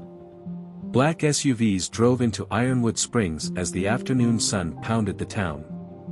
They were carrying federal agents, whose sharp clothes and grim faces seemed out of place among the shot casings and filthy streets. From the doorway of the last stop, James observed them. He softened his posture. His eyes, however, did not miss anything. FBI, Homeland Security, and two men who won't reveal their employers. Wilson said he joined him. Harrison's involvement with those historical war crimes is of great interest to them. More enthusiastic about me, James said quietly, observing that the agent's gaze kept coming back to him. A man like Harrison appears. Ancient spirits begin to move. People start to wonder. The bar is currently being used as a makeshift command center. Nora observed a female FBI agent examining the markings left by James's defense placement on the floor. Agent Chen had a keener mind and keener eyes. I'm not missing anything. Excellent strategic planning, Chen noted.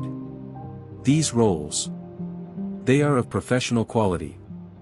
Military theory modified for use in civilian environments. She looked across to Nora. Is your bartender trained in special forces? He would have to be asked. Nora gave a thoughtful response. However, it appears to me that a man who assists in town defense has earned some privacy regarding his history. When that background includes classified missions, privacy becomes tricky. The voice cut in deep. A tall man went forward. RD wearing a pricey suit that somehow managed to stay wrinkle-free in spite of the heat. Marcus Drake, Defense Department. We must discuss James Hunter. Dr. Hayes came up to James outside with some new information. I received word from my Baghdad-based colleague. The mercenaries that are missing.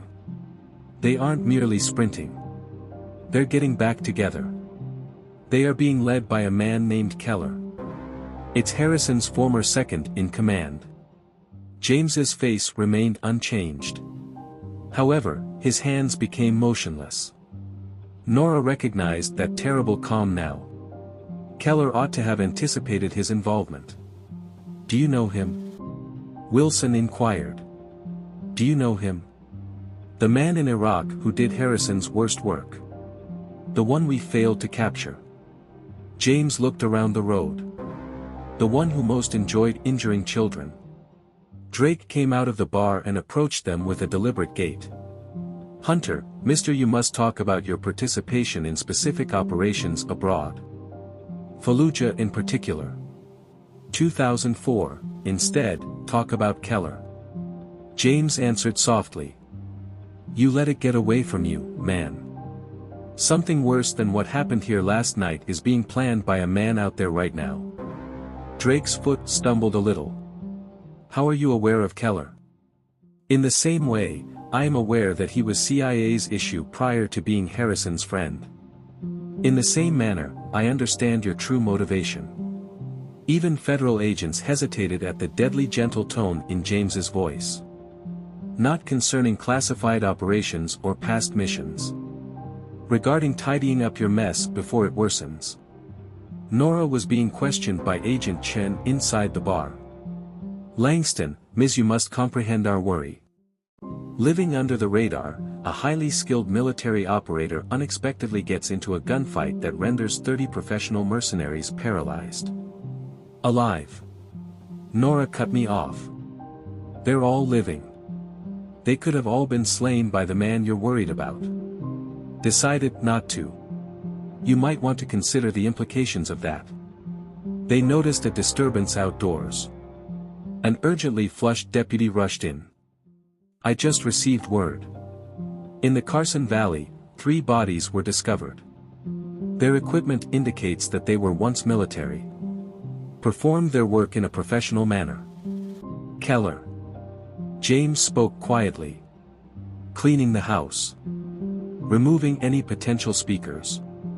Drake's facade faltered a little. This has now become a federal issue if Keller is engaged. You must move aside. Let's take care of it. Similar to how you managed it in Iraq. The desert air might have chilled at James's voice. How many families perished as a result of your failure to apprehend him? How many kids were harmed in the process? As James and Drake faced one another, the afternoon heat appeared to get stronger. Two types of power. Two distinct perspectives on justice. You don't have permission. Drake started. James interrupted him, though. The once Keller brought his war here, authorization was terminated. He threatened my town at that moment. His gaze locked with Drake's. You now have two options. Collaborate with me. Allow me to assist you in completing the tasks that needed to be completed in Fallujah. Or get in my way and keep filing reports while more people perish. Nora took a position next to James. Her presence served as a reminder of his cause. I believe she was speaking to Drake. We need something that you have. Materials. Power. Reach. We also have what you need. A ghost with monster hunting skills. Agent Chen looked at James with fresh insight. The Fallujah ghost. Wasn't that what they called you? That person who could show up anywhere. They left no trace. Who defended the defenseless? Nora's finish was firm. It still does. Ask anyone here in town. Drake's cell rang. More corpses were discovered. Additional proof of Keller's cleanup effort. For a long time, the federal agent gazed at James. Comparing the man to the myth. What gives you the impression that you can locate him? At last, Drake inquired. For years, Keller has avoided us. Since I am aware of his thought process. James answered softly. Understand how men like him work. They don't think ghosts exist. Don't believe that anything can harm them. The sharpness in his voice caused even the most seasoned agents to recoil. It's time to remind him of my ghostly status. The sun started to set in the west. Long shadows were cast over Ironwood Springs. Agents from the federal government passed through town. Recording the evidence. Getting statements. Attempting to understand how an army had been halted by one guy. James's focus, however, was elsewhere. The search ahead is already being mapped out in his mind. There was Keller. Assembling Harrison's remaining troops. Preparing an event that would resemble a bar fight from the night before. You're pursuing him. Nora said. There was no question. Must. James said quietly. Keller is one of those men who never stops. Stay the same. Continue causing harm to others until someone puts them down. Similar to what you did in Fallujah. No. Her eyes met James's.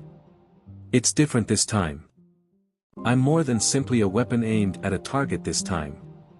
I have something to safeguard this time. Something to return to. His profile was caught in the afternoon light. Displaying the lethal agent as well as the reserved bartender. One whole person instead of two distinct entities. Molded by both violence and serenity. Fighting for the future while being haunted by the past. Keller believes he is igniting a conflict. In a low voice, James said. Observing as the sun moves closer to the horizon. Does not comprehend. The war never truly ended. I've just been waiting. As I have. For the ideal time to complete tasks. Nora lightly touched his arm. Then complete it. But keep in mind your current self. Don't forget why you choose this location. These folks. Always. James whispered a promise. Somewhere, his gaze remained fixed on the fading horizon. A monster believed that ghosts could not harm him. There are some things worth battling for. Worth sacrificing for. He turned to face the village he had defended. Those who had at last recognized and come to terms with his actual nature. There are also some things that make life worthwhile. Redeeming springs were painted in tones of shadow and gold by the desert dawn. James Hunter looked at the map that was displayed on the last stop's bar. The locations of 5 bodies were marked with exactitude. They were all formerly on Harrison's team. All were carried out with clinical effectiveness. It has a pattern. James spoke quietly. He traced lines with his finger between the murderous locations. Keller is working on the outside. Removing hazards. Securing his sides. Military theory. But in a more intimate way. Agent Drake was standing close by. Observing James's work with barely disguised annoyance. For this, we have analysts. Entire teams dedicated to. Keller is not known to your analysts. Quietly, James broke in. I'm not sure how such a man thinks. His hunting style. He kept his gaze fixed on the map. How he likes it. Nora went through the rear entrance. She had a worried expression on her face. One more. He was discovered by a ranchman near Miller's Creek. The same as the others. One shot. Close proximity. Expert. 6. James took note. Putting an additional mark on the map. Working in a spiral fashion. Then he cleared his escape routes. Abruptly, he halted. Recognizing a pattern that others had overlooked. What is it? Drake insisted. He's not merely snatching up loose ends. James answered. He has a message for you. These places. He made the connection with his finger. Taking on a form that caused Nora to gently gasp. It's the town. She muttered. He's encircling Ironwood Springs with a noose. Wilson interrupted. Interrupting the moment. You have to see something. You all. They went outside after the deputy. What someone had drawn on the bank's wall during the night was visible in the morning light. Ghosts are capable of bleeding. First, children. James read the message carefully. Nora had learned to recognize the lethal calm in his stance. Keller's autograph. He wrote the same thing on Iraqi walls. Before he did. He left the sentence hanging. Not necessary. Our FBI teams are prepared to go into action. Drake made the proposition. Can contain tactical units here. Not going to work. James interrupted him. Keller anticipates your arrival. He will simply vanish. Go somewhere else. A softer place. He looked around the streets. Calculating distances and angles with unconsciously high accuracy. No, a different strategy is required for this. A ghost is required. Dr. Hayes came over. I have a medical bag. His expression was solemn. James. I received word from my Baghdadi contact. Discovered the reason behind Keller's intense personal involvement. Tell me about that Fallujah school. The one you managed to save. After glancing at the federal agents, Hayes went on. Keller had planned that operation for months. Should have been his masterpiece. Demonstrated to his CIA employers that whole cities might be subjugated by fear. I also wrecked it. James ended quietly. More than that. Hayes went on. You revealed him. Agency released him. Left him running. That's a man. With his hunger.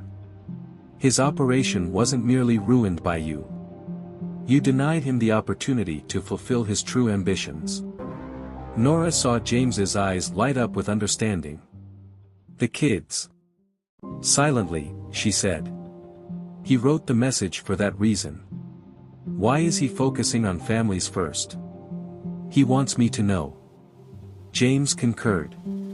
Wants me to know what's going to happen. Consider attempting to safeguard everyone at once. I overextended myself. Which is precisely why this needs to be handled formally. Drake demanded. Let's leave the town. Establish appropriate boundaries. No. Even federal agents paused at the deadly silence in James's voice. He wants to be evacuated. People in the town are rushing in fear. Children crying in confusion. For a man like him, it would be the ideal hunting field. So, what are you going to do? Agent Chen inquired.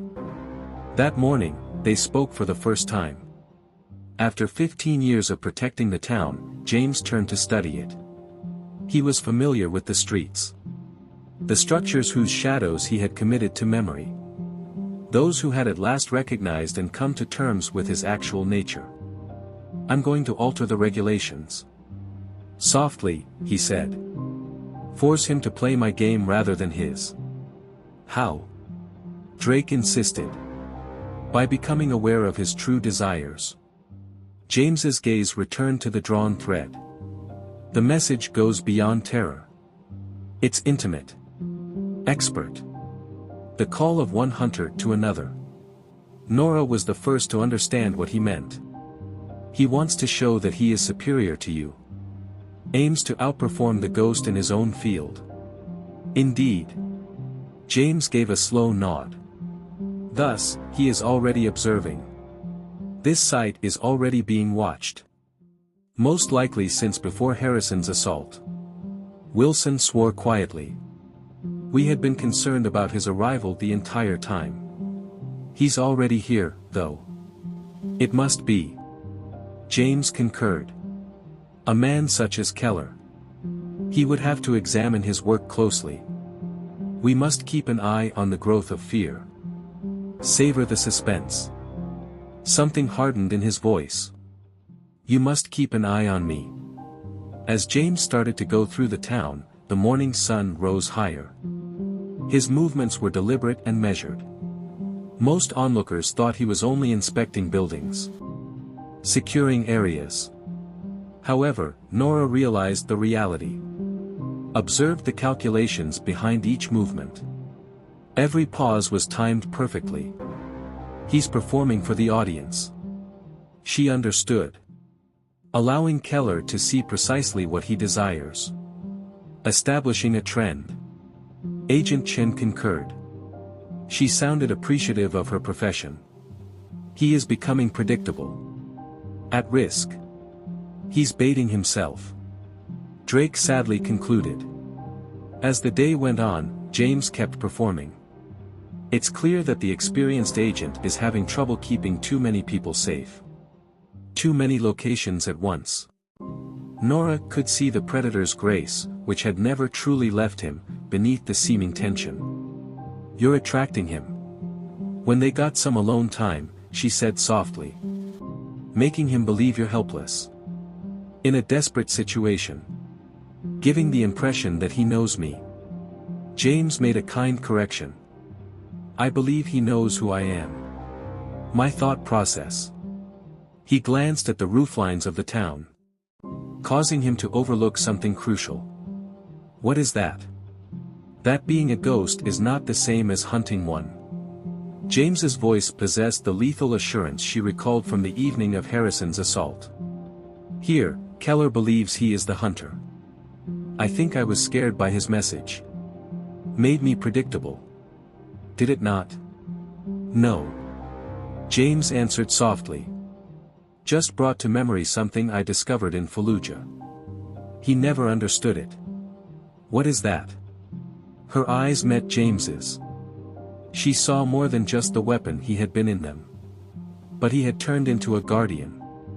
That genuine ghosts are not pleasure seekers. Or pride. Or reputation in the workplace. Since anything valuable needs to be protected, real ghosts hunt.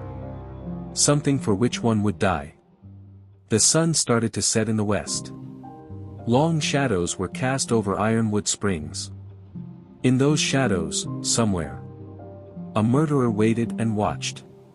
He believed he knew what he was doing. 15 years ago, he was unaware that the game had altered. When a ghost discovered a reason to live. Something to fight for. Something for which it is worthwhile to become human. One last lesson was being imparted by that same ghost. That the person who enjoys hunting is not the most deadly predator. But the one who defends what is rightfully his. As James did his last patrol of the day, evening shadows began to creep across Ironwood Springs. Obviously. Predictable. Just what a man in need would do. But as he moved, his eyes didn't miss anything. Marking each stone that has been moved. In the darkness, every disturbed spot of dust whispered of observers. There were 4 of them. Softly, he said into his radio. Being aware that Keller would be keeping an eye on the frequency. Mason Street's northwest corner. By the old garage, 2 more. Becoming careless. Allowing me to see them. Nora. Observing from the window of the last halt. Observed what others had overlooked. How James's seeming fatigue was too ideal. His motions were too clearly strained. He's acting worn out. She told Agent Chen. Making himself appear weak. It's functioning. Chen answered. She was using her laptop to study satellite imagery. Keller's guys are getting closer, making the net tighter. As he had intended. The radio made a crackling sound. Wilson's voice was urgent and tight. James. I had a problem at school. There was an intruder. On the left. Something you must see is left. James answered right away. He accelerated his pace as he made his way to the school. To onlookers. He had the appearance of a guy hurrying into a possible trap. The predator's grace beneath the act was only visible to Nora. Every seemingly hasty maneuver was executed with planned precision. Inside the deserted school. Wilson waited outside the office of the principal. A child's backpack was on the desk. It seems to have been overlooked during the evacuation. Next to it. Set a timer on your device. We are approaching the 60-minute mark. Bomb squads are out for 3 hours. Drake said. Accompanying them. Keller is aware of this. Not a bomb. James said as he studied the gadget in silence. Here is where he wants us to concentrate. I'm afraid. Bringing in specialists. Wants us to leave the properties that are close by. Make things confusing. He narrowed his gaze a little. Wants us to appear unprofessional. What is the wrong way? Wilson made a demand. As though in response. The voice of Dr. Hayes broke through their radios. There will be several casualties. The diner experienced a gas explosion. At least 6 people were hurt. Too judgmental. James's response was prompt but methodical. Wilson. Hold on to the gadget. Give the impression that we are seriously considering the threat. They had learned to detect the deadly silence in his voice. Nora. Tell Hayes to turn up the volume. Inform everyone that he is overburdened. Help is needed. Do you believe Keller is keeping an eye on the clinic? Chen inquired. No, James said quietly. I feel like he's observing me. Awaiting the crisis I decide on. There was a sense of urgency in his approach to the door. Hoping I'll make a mistake. The diner's direction was the source of the smoke odor in the night air. As James ran to the clinic, emergency vehicles sent blue and red shadows across buildings. He was clearly stressed and unsure of himself based on his movements. Selling it effectively. From their command position, Drake watched. Appearing to be an overworked man. Had to decide between dangers. Nora had a new perspective on the performance. Observing how James concealed his real scanning of roofs and shadows with the emergency lights. She knew that he wasn't selling weakness. His product is predictability. Giving Keller the impression that he is fully aware of James's next move. While volunteers tended to the injured inside the clinic, the parking lot was a well-organized mess. Hayes worked efficiently and professionally. But when he called for James's assistance, there was deliberate strain in his voice. James kept up his act throughout. This expert agent is attempting to be everywhere at once. making the obvious decisions, observing the anticipated trends. Nora, however, noticed him marking positions beneath the performance, taking note of angles, interpreting clues that others failed to notice. There. As they had a private moment inside, he spoke quietly. The third level of the Carson structure. A man using a scope to observe. Believing that he is hidden. His gaze moved a bit. In the alley behind Taylor's store are two more. Another on the bank's roof. The people of Keller. His watchers. Ears and eyes. Reporting whatever I do. She remembered the lethal confidence in James's words. Giving him the precise information he anticipates. As the crises unfolded, the night grew darker. The school device turned out to be innocuous. Made solely to divert attention. After receiving treatment, the dining victims were let go. The regularity of their injuries raised suspicions. Testing our answers, Chen said. Examining our flaws. No, James said gently. Putting me to the test. Observing my response. How I set priorities. Creating a pattern that he believes he can take advantage of. Drake scowled. It sounds as though you want him to. James answered, I want him to believe he knows me. I want him to think he understands me. They can't help themselves because of folks like Keller. Unable to refrain from asserting their dominance. There was a new message. Painted on the wall of the clinic. Ghost, are you getting tired? Kids go to sleep soon. James seemed concerned as he studied the words. Allowing his shoulders to drop a little. But his eyes were visible to Nora. There, I saw the predator. Waiting with boundless tolerance. Drake stated that he would shortly make his move. These provocations. These examinations. He's constructing something. Yes, James said quietly. Adding to his error.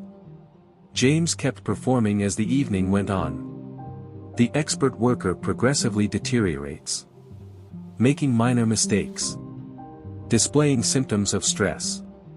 But between streetlights, in the darkness. In the intervals between radio contact. There was another movement. Not the weary guardian Keller believed he saw. However, a ghost who had studied every shadow in Ironwood Springs for 15 years. A hunter who made his position known. Prepare his stage. And was now awaiting his victims' complete dedication to their part. Are you certain of this? In another calm period, Nora asked. He'll fall for the bait, right? Her eyes met James's. She didn't see any signs of weariness in them. However, it was that icy certainty that had made him famous. Keller and other men must prove themselves. They must demonstrate their intelligence. More proficient. More brutal. Winning is insufficient for them. They must show that they are better. And for that reason, they lose. She understood. They die for that reason. James made a kind correction. Because they overlook a crucial aspect of ghosts. What is that? His grin was fleeting but sincere. Winds don't matter to real spirits. Don't worry about proving anything or about your reputation. Genuine ghosts simply guard their possessions. He looked over the community he had spent 15 years protecting. Sometimes that entails giving your adversary the impression that they are privy to all of your secrets. Until they are taught their final lesson, that is. Keller's observers remained vigilant in the shadows. Thinking they were seeing the slow collapse of a legend under duress. The fact that they were truly witnessing a master at work was lost on them. An apparition that has discovered that the most deadly predator isn't the one that flashes his fangs. But the person who waits right in front of you. Completely still. Until the ideal time to attack. Ironwood Springs was enveloped in a new kind of darkness at midnight. The stars were obscured by rolling clouds. Isolated pools of yellow glow were cast by the town streetlights, assembling a patchwork of shadow and light that appeared to be intended for surprise attack. James looked tired as he made his last patrol. His motions revealed the weariness of a man who had been pushed to the edge. He had been answering Keller's provocations all day, rushing through crises one after another, seemingly more desperate every hour that goes by. He is prepared to drop.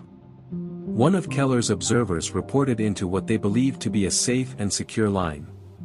For 36 hours in a row, ghosts have been awake, making errors.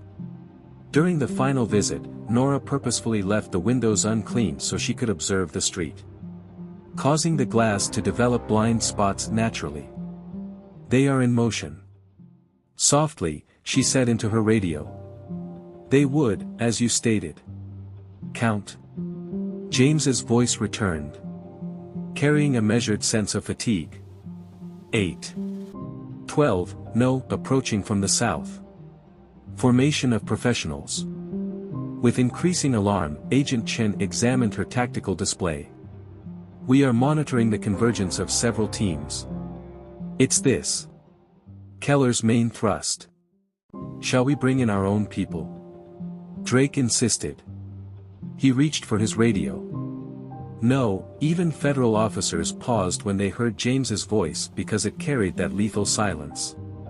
Allow them to arrive. Let them believe they have everything sorted out. The assault started with surgical accuracy. Block after block, the town's south half lost power. Methodical and regulated. At the sheriff's office and clinic, emergency generators came on. Just as Keller had intended. Exactly on time. Through the static, James's voice could be heard, requiring us to focus our resources in areas with greater power, giving the dark areas a fragile appearance. At the same time, four explosions sounded from various locations throughout the town. Little fees intended to divert attention and cause confusion. The emergency services reacted just as they had been trained to do by the earlier provocations of the day. Wilson recognized that they were harming us. Observing how the pattern develops. Working against us with our own protocols. Yes, James said quietly. As if they had received training. Exactly as they anticipate our response. Keller's voice pierced every radio frequency. Be calm. Expert. Extremely sure. Excellent work, Ghost. Made me earn it. Forced me to research you. But now I understand your way of thinking. How you move. Be certain of your next course of action. There was a noticeable weariness in James's remark. Then stop it. Yes, I will. However, first. Keller's tone became a little more stern. You must first comprehend what happens to those who rely on ghosts to keep them safe. The night was illuminated by fresh explosions. This time, it's bigger. Dragging people into the dark from their houses. Keller's squad made progress despite their lack of practice. Causing harm to citizens when they approach predetermined exclusion areas. Or making an effort. When Team Alpha discovered their assigned collection point was already empty, it was the first indication that something was amiss. The second was when communications from Team Bravo abruptly stopped. Statement report, Keller insisted. Static was the only response. Nora gave herself permission to smile a little on the final stop. They are discovering, aren't they? What you actually did all day. James nodded gently, letting them believe they were familiar with my habits. Allowing them to believe they had guessed my reaction. In fact, though, Wilson concluded, while actually moving people out through your own evacuation routes you've been preparing for 15 years. Keller's voice resurfaced. Now, though, there was a hint of doubt. A ghost? Have you done anything? James answered, giving you exactly what you wanted. There was no longer any weariness in his voice. Allowing you to play your game. Prepare the scene. Set your trap. A pause. Allowing you to experience what true ghosts are capable of. The night descended into controlled pandemonium as James's real plan became apparent. All crises throughout the day, every apparent error, had been meticulously planned. Keller's forces were positioned precisely where James desired. With professional admiration, Chen stated, "They're boxed in. All of their escape routes were planned. Each backup position. He has all of them covered." Keller's voice crackled over the radio, "Not possible. We have been watching you for days. I saw you making mistakes and exhausting yourself. I wanted you to see what you saw." James made a kind correction. "Your pride was relied upon. You must demonstrate your intelligence. I assumed that you were aware of the true nature of a ghost." Keller's voice revealed the reality. The school. The eatery. The medical facility. You were aware. You were aware that they were tests. I knew since I had once done the same thing. Before I found out, you didn't do anything. What is that, too? Now there was wrath in Keller's voice. The rage of a hunter upon discovering he has been preyed upon. Proving anything or feeling proud are not the goals of true hunting. Patience is key. About being aware of your surroundings. About realizing that occasionally. Nora remembered the eerie silence in James's voice. Letting your adversary believe they are more intelligent than you is sometimes the finest trap. From the shadows came the sound of gunfire. Precise, regulated explosions that rendered communications and automobiles inoperable. Teams led by Keller were isolated. As James's real defense of Ironwood Springs became apparent, their meticulously planned actions came crashing to a halt. 15 years. Knowing Keller would hear her, Nora said quietly into the radio. He has resided here for 15 years. Discovered every shade. Every possible angle. Anywhere someone could hide. Preparing for men like you takes 15 years. Not feasible. Keller demanded. However, there were the first signs of worry in his voice. Nobody has that much patience. Nobody makes plans that long. Ghost does. Wilson answered. For him, this is more than just a town. He calls it home. You also made a threat. A demonstration of why the ghost of Fallujah had become legendary took place during the night. Keller's squads fell silent one by one. Their members are surgically crippled. No fatalities. No severe injuries. Simply the deliberate destruction of what they believe to be an ideal strategy. You're not understanding. One last time, James's voice seemed to rise out of the very blackness. You believed that you were observing me and discovering my flaws throughout the day. My boundaries. A pause. I had no idea you were really observing me while I hunted. Observing as I discover every detail about you. Being there as I arranged the board for this precise moment. During the final trip, Nora saw the expressions of the federal agents as comprehension emerged. They were not seeing the frantic defense they had anticipated. They were observing a master in action. A predator who had honed his skills over decades. Discovering that displaying power isn't what actual strength is all about. But about knowing when to make it public. It's over, Keller, James said. I would like to know if you want to wrap things up professionally. Or are you curious as to why I was referred to as a ghost? In anticipation of a response, the night held its breath. And Nora realized the truth during that silent time. The lethal agent and the reserved bartender were no longer two distinct entities. They were a single, whole individual. Softened by calm but shaped by conflict. Able to behave destructively and with unending patience. A ghost who had discovered that striking first doesn't give you the most power.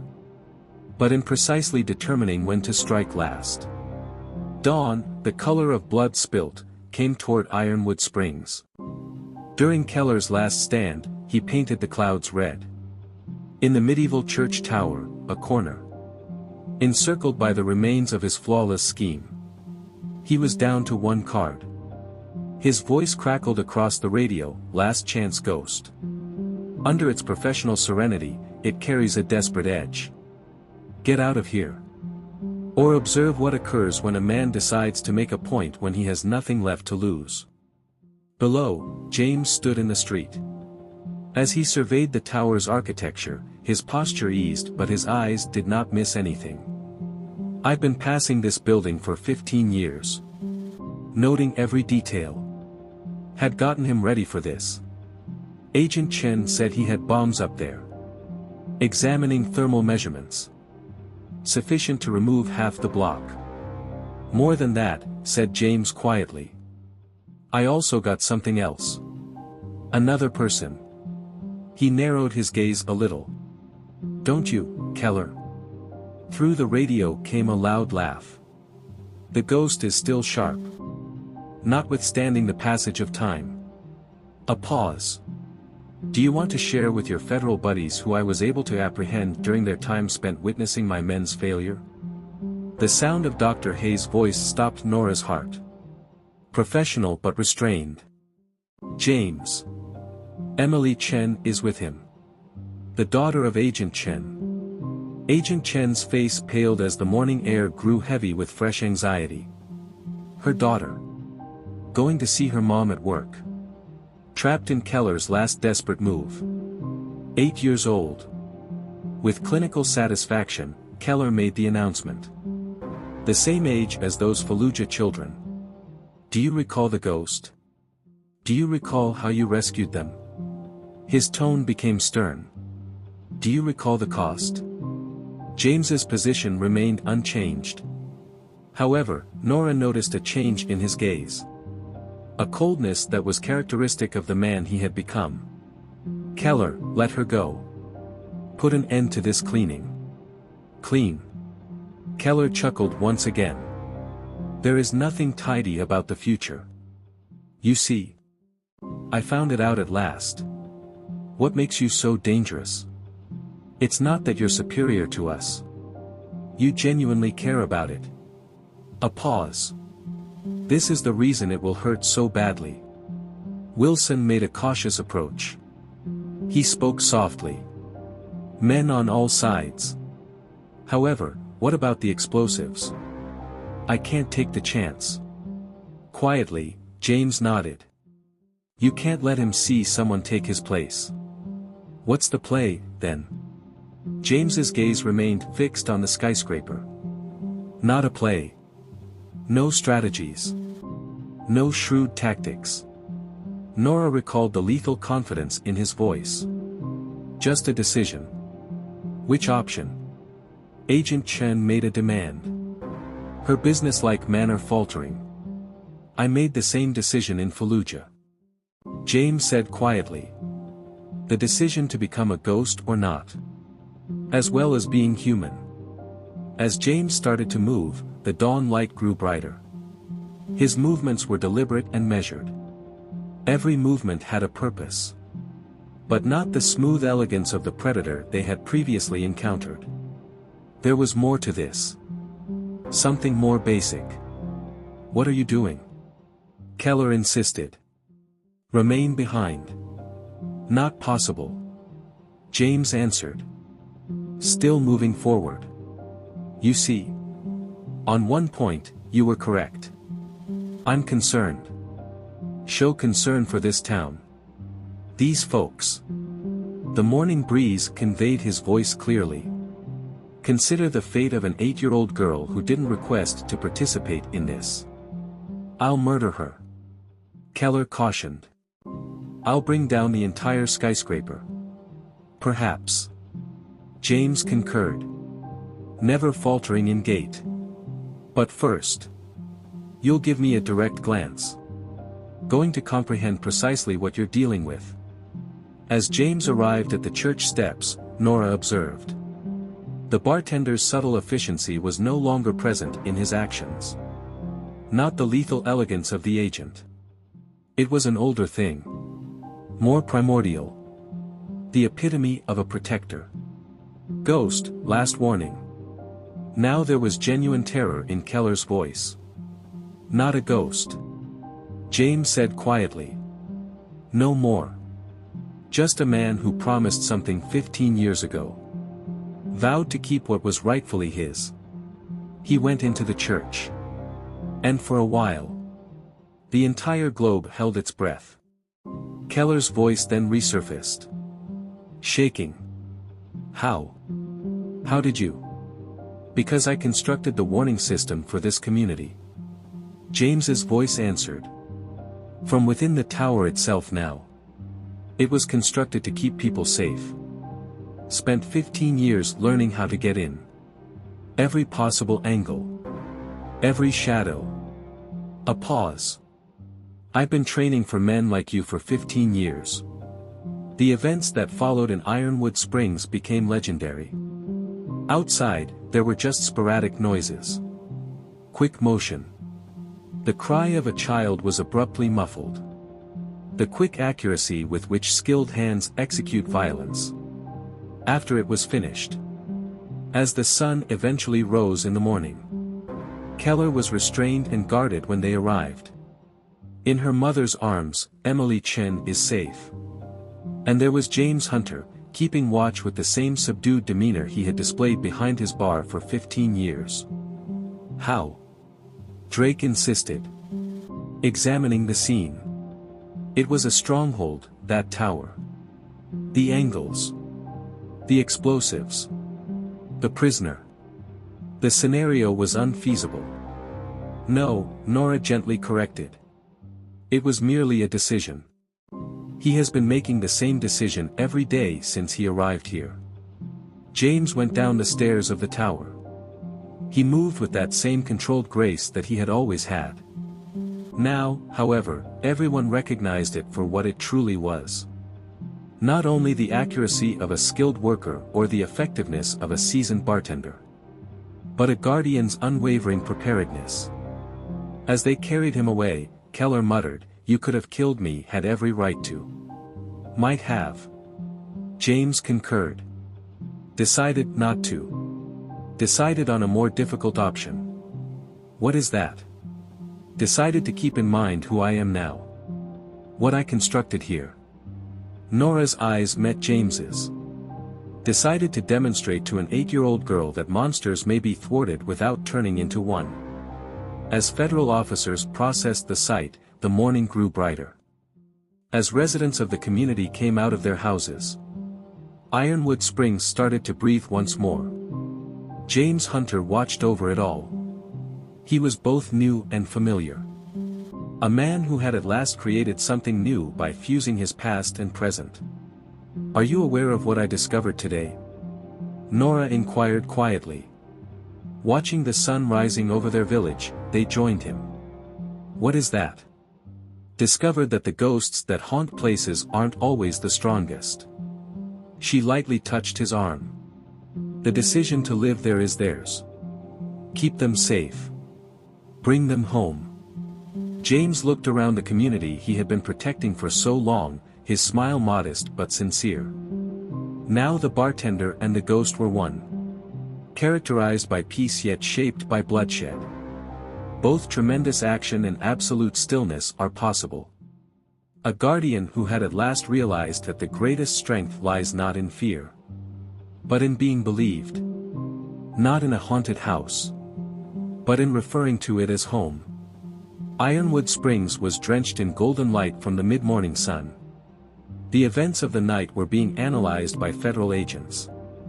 Now there was silence in the old church tower. Its heights are no longer dangerous. Instead, it provided a vista of a community that would never be the same. James and the bomb disposal crew worked systematically. His explosives expertise came to light as effortlessly as his bartending prowess. He handled glasses with the same exact care that permeated every action. Now, however, everyone realized how much experience went into that accuracy. "I'm still having trouble believing it." As they observed James at work, Frank Miller spoke softly to Nora. 15 years. delivering beverages, hearing our tales. And all that time, he was just what he needed him to be all along. Nora concluded. A guardian who recognized that patience, rather than force, is sometimes the best defense. Agent Chen came over. She gripped her daughter's hand tightly. James was the center of the girl's attention, displaying no fear despite her ordeal. However, it's similar to wonder. Like a shadow, he moved. Emily stated abruptly. Keller didn't even see him until he came for me. Until he decided to be noticed. Chen quietly concluded. He differs from men like Keller because of this. He is aware of his strength without anyone else having to see it. Dr. Hayes came out of his office. Now that the wounds from the night had been attended to, his medical bag was lighter. It brings to mind something I witnessed in Fallujah. Oh, he said. Accompanying them. Following the event at school. Following James's rescue of all those kids. What is that? Nora inquired. I never forgot what one of the village elders stated. Claimed that since they are hollow on the inside, some men turn into ghosts. Their own darkness haunts them. Others, however. He observed James disarming another of Keller's gadgets with care. Others are so full of light that they turn into ghosts. They are compelled to shine through the shadows. Wilson came over with the county sheriff's news. Harrison is speaking. Describing in detail the previous operations in Iraq. Concerning Keller's network. He seemed to have loosened his tongue after witnessing the ghost in action once more. Ghost. With thoughtfulness, Frank repeated. The name doesn't sound appropriate now, does it? Not for a man who, rather of haunting something, spent 15 years making something. Within the final halt. Currently acting as a makeshift command center. With increasing annoyance, Drake went over the after-action reports. This is all illogical. He whispered. The tactical accuracy. The battle of the mind. The flawless performance. Then he simply turns to leave. Returns resumes tending the bar. It makes great sense. In a low voice, James said. He walked in with his usual steady gait. If you realize what's important. What is that, too? Community. James answered. Glasses on the bar are automatically straightened by his hands. Link. Keller and other guys never understood. Things that I once nearly forgot. Nora observed him going about his daily routine. I can now see how every movement has two purposes. Maintaining order in the bar. While keeping a close eye on angles, any dangers, and escapes. However, there was also another factor. Something more recent. You're unique. She watched. The bartender is no longer the only one concealing his abilities. However, it's not simply the agent. Something had to change. James murmured his agreement. It had to change. Something that would shield without causing harm. Protect without being intimidating. They were joined by Agent Chen. Emily remains by her side. The organization will want to speak with you. Regarding Iraq. Regarding Harrison. Almost anything. Let them speak. James answered. As he had done when serving warriors, he placed a glass of milk in front of Emily. Sometimes the truth must be told. Aids in the burial of ancient ghosts. People came out of their houses in full force, and the town outside. They started to hum with new life. Shadows and unseen dangers no longer frighten me. Now they moved in a different way. Gaining a fresh perspective on their streets and structures. Not as locations that have been dangerous. However, as areas that had always been safeguarded. Towns are evolving. Wilson stood in the doorway and watched. Humans are, too. Their perspective. How well they get the true meaning of safety. Excellent. James said plainly. There must be change. Aids in our development. Helps us focus on what matters most. Dr. Hayes' throat cleared. Speaking of significant matters. Something you ought to be aware of. About Keller's true reason for coming here. Why was proving himself against you his obsession? James stopped what he was doing. Focusing entirely on Hayes. Discovered it in his effects. A letter. Never sent. To his brother. Hayes looked directly at James. The person who perished in that Fallujah school. The one you were unable to save. As James took in this information, his profile was captured by the morning light. Not all of them could be saved. At last, he said. That lesson was hard to learn. I learned it once again here. I'm still learning it. But you don't give up. Nora spoke quietly. Continue to observe. Defending. Serving whatever you see fit. Must. James answered. Because I discovered that in Fallujah. This is what I've been practicing for 15 years. That saving the most money isn't always the best use of your time.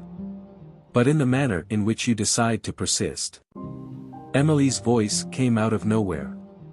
Do you truly exist as a ghost? With the same seriousness he'd once applied while discussing drink choices with seasoned guys, James gave the question some thought. No. At last, he said. No more. Places stuck in the past are haunted by ghosts. I've discovered how to live in the now. To construct for the future. As federal officers finished their task, the sun rose higher over Ironwood Springs. The streets were reclaimed by the townspeople. Life started to settle into a new pattern. James Hunter moved with his usual accuracy through it all. Now, however, everyone recognized it for what it truly was. Not the custom of a man concealing his character. However, the practice of someone who has mastered the ability to combine all of his components into a single whole. Will you remain? Nora inquired. However, she was already aware of the solution. Remain. James concurred. He looked over the village he had spent so much time guarding. Legends are not all that valuable. Ghosts aren't enough for certain areas. And at that precise moment, the final stop was loaded with dawn light. Townspeople started congregating in their well-known locations. Everyone knew that the best legends aren't always about successful wars or vanquished foes. Sometimes they have to do with the small decisions that are made on a daily basis. Without acknowledgement, patient protection was provided. The constant presence that transforms a place of concealment into a home. The evening now had a distinct feel as it settled over Ironwood Springs. The cityscape appeared to be painted in richer hues as the sun fell. Deeper than previously. The final destination had reopened. And the air was filled with the usual sounds of glasses clinking and soft chatter. However, everything had a new significance. James made his customary precise motion behind the bar. However, no one now confused his cautious actions for habit. They observed how he served beverages while keeping a flawless eye on the space. How he concealed his ongoing preparedness under his seasoned efficiency. The difference was that instead of causing worry, it now brought peace. While they were working, he whispered to Nora, "Interesting thing about change. Being something fresh isn't always the goal. At times, it involves at last being truthful about your true self." Agent Chen came in with a heavy folder as the door flew open. She put it on the bar and said, "Final paperwork. DOD demands that everything be recorded. All the specifics of Harrison's operation. Concerning Keller's network." James finished quietly, "About me." Chen agreed, "About you. Not only the past, though. They also have an interest in the present. How a man with your abilities decided to apply them in this situation. Decided against destroying in favor of protecting." Nora watched as James took it all in. Observed how he approached it with the same level of care that he applied to everything. And what was their conclusion? Chen retorted that sometimes the best assets aren't the ones under your control.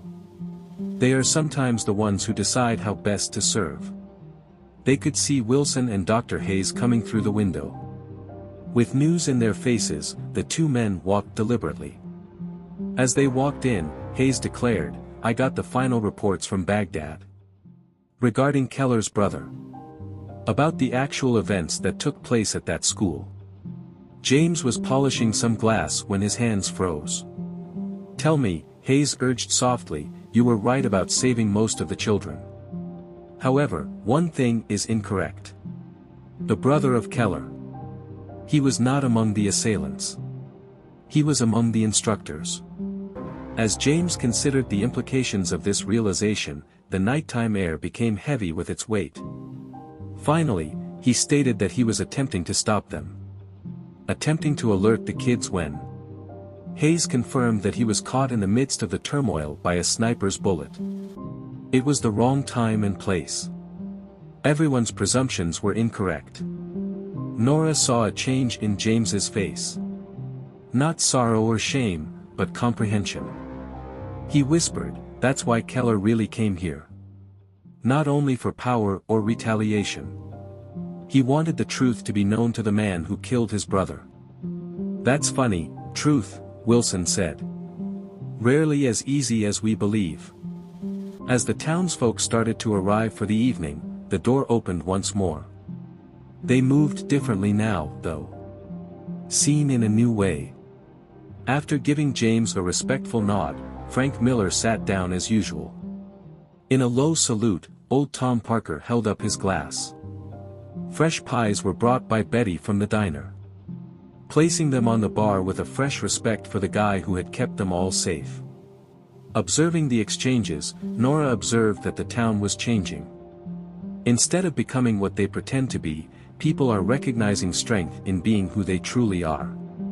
Chen concurred, studying James as an example. Discovering that the most courageous people may sometimes teach us the most. James went back to work. He moved with that well-known elegance that everyone already recognized. A sector scan was also performed on every polished glass. A sight line was maintained for every bottle that was arranged. However, they did not see strain in his attentiveness. It was commitment. Wilson produced a newspaper and remarked, "Got something else?" Tales begin to circulate. About a little town's resistance to professional murderers. About a modest bartender who became more than that. James remarked quietly, "I'm going to draw attention. Perhaps trouble." "Perhaps," Nora said. "Or perhaps it will bring those who are in need of what we have. We must learn the lessons you have been teaching us." "What is that?" "Your true strength does not lie in concealing who you are. It's about deciding how to utilize your identity to keep others safe." As the final stop drew its customary audience, the darkness grew darker. However, the mood had changed. There was now a sanctuary where there had only been a bar. There was now a sense of community when there had previously only been clients. Additionally, there was something special where there had previously only been a silent bartender. A guardian who has discovered his calling. "Do you know what I discovered?" Chen inquired while observing James at work. "Ghost is no longer the best name for you. Because they are imprisoned there, ghosts haunt locations. You choose to stay, so you do. Because you've created something valuable." James gently corrected, looking around at the assembled townspeople, "We built it together. We all choose to be more than what other people perceive us to be. Deciding to support a cause." They could see Ironwood Spring relaxing into its nightly pattern through the windows. However, there were no longer any menacing shadows produced by the streetlights. They lit protective routes. There was the assurance of cautious attention rather than the possibility of danger in the shadows between buildings. Wilson noted that Towns had once again earned its moniker. Found Ironwood in a variety of ways. James offered another round of drinks with a slight but sincere smile. He remarked softly that Ironwood is more than only forgiveness. Becoming what you were always meant to be is sometimes the goal. About discovering your actual purpose and living it fully and truthfully. As the final stop fulfilled its new function, the darkness grew deeper. Not merely a bar, but a representation of change. Of a town that has persevered through its hardships and come out stronger. How a legend achieved serenity by utilizing his nature to safeguard what was most important, rather than by concealing it. Nora raised her glass and proposed to Ironwood Springs. And to the man who showed us that sometimes the unsung heroes are the ones who chose to serve in silence rather than making the most noise. James met her gaze as he finished. One choice at a time, one drink, one day. Dust particles danced in the air like relics of kinder days as morning light filtered through the freshly restored windows of the last station. James went through his usual routine, but the morning crowd gathered at the bar now understood his cautious grace in a different way. Nora checked their inventory and reported that 3 additional households had moved in yesterday. They were all formerly in the military. They all have the same appearance as you did 15 years ago. In search of tranquility, James remarked softly. His hands are not moving with enough practice. Searching for an environment where being unique is accepted.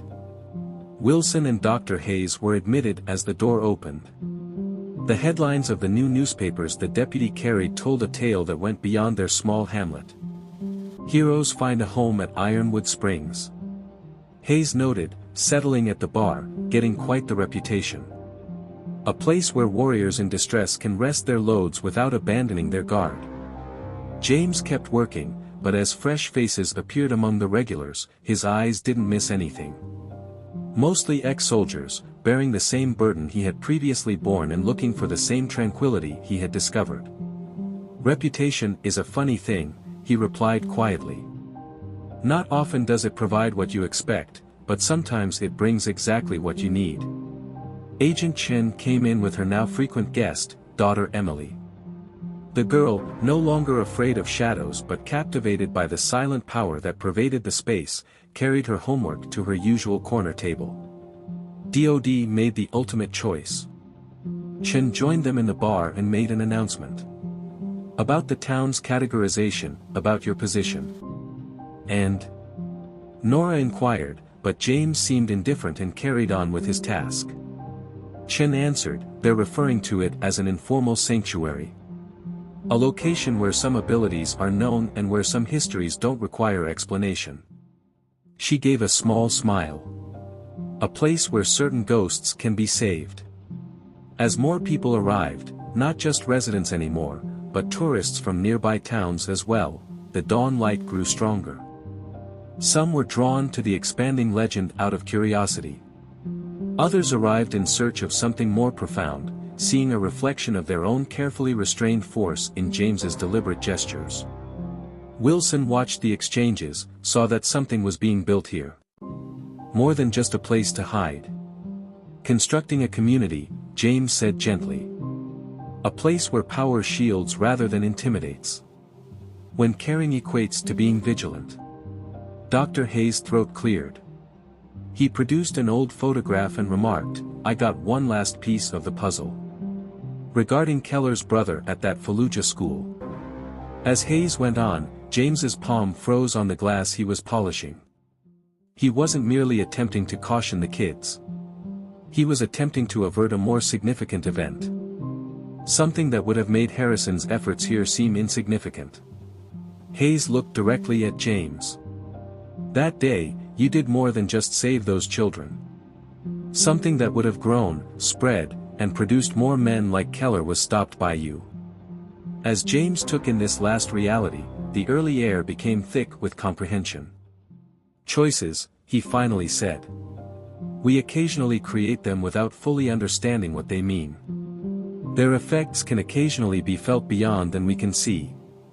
Like deciding to live here? Nora inquired quietly. Like deciding to keep this location safe. Such as deciding to be truthful about our identities.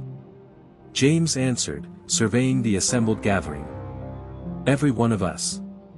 They could see Redemptive Springs waking up to their new mission through the windows. The once dangerous streets were now places of refuge. Once containing danger, the shadows now offered safety. "The town is expanding," Wilson said. "Received applications for additional residences and enterprises. People that wish to participate in the construction that we are doing here." "What are we constructing?" From his normal position, Frank Miller inquired. "Future," James said plainly. "Location where past service is transformed into current goals. Where old abilities are given new use." As additional ex-operators arrived, Agent Chen observed. Each of them carries the same restrained power and cautious awareness.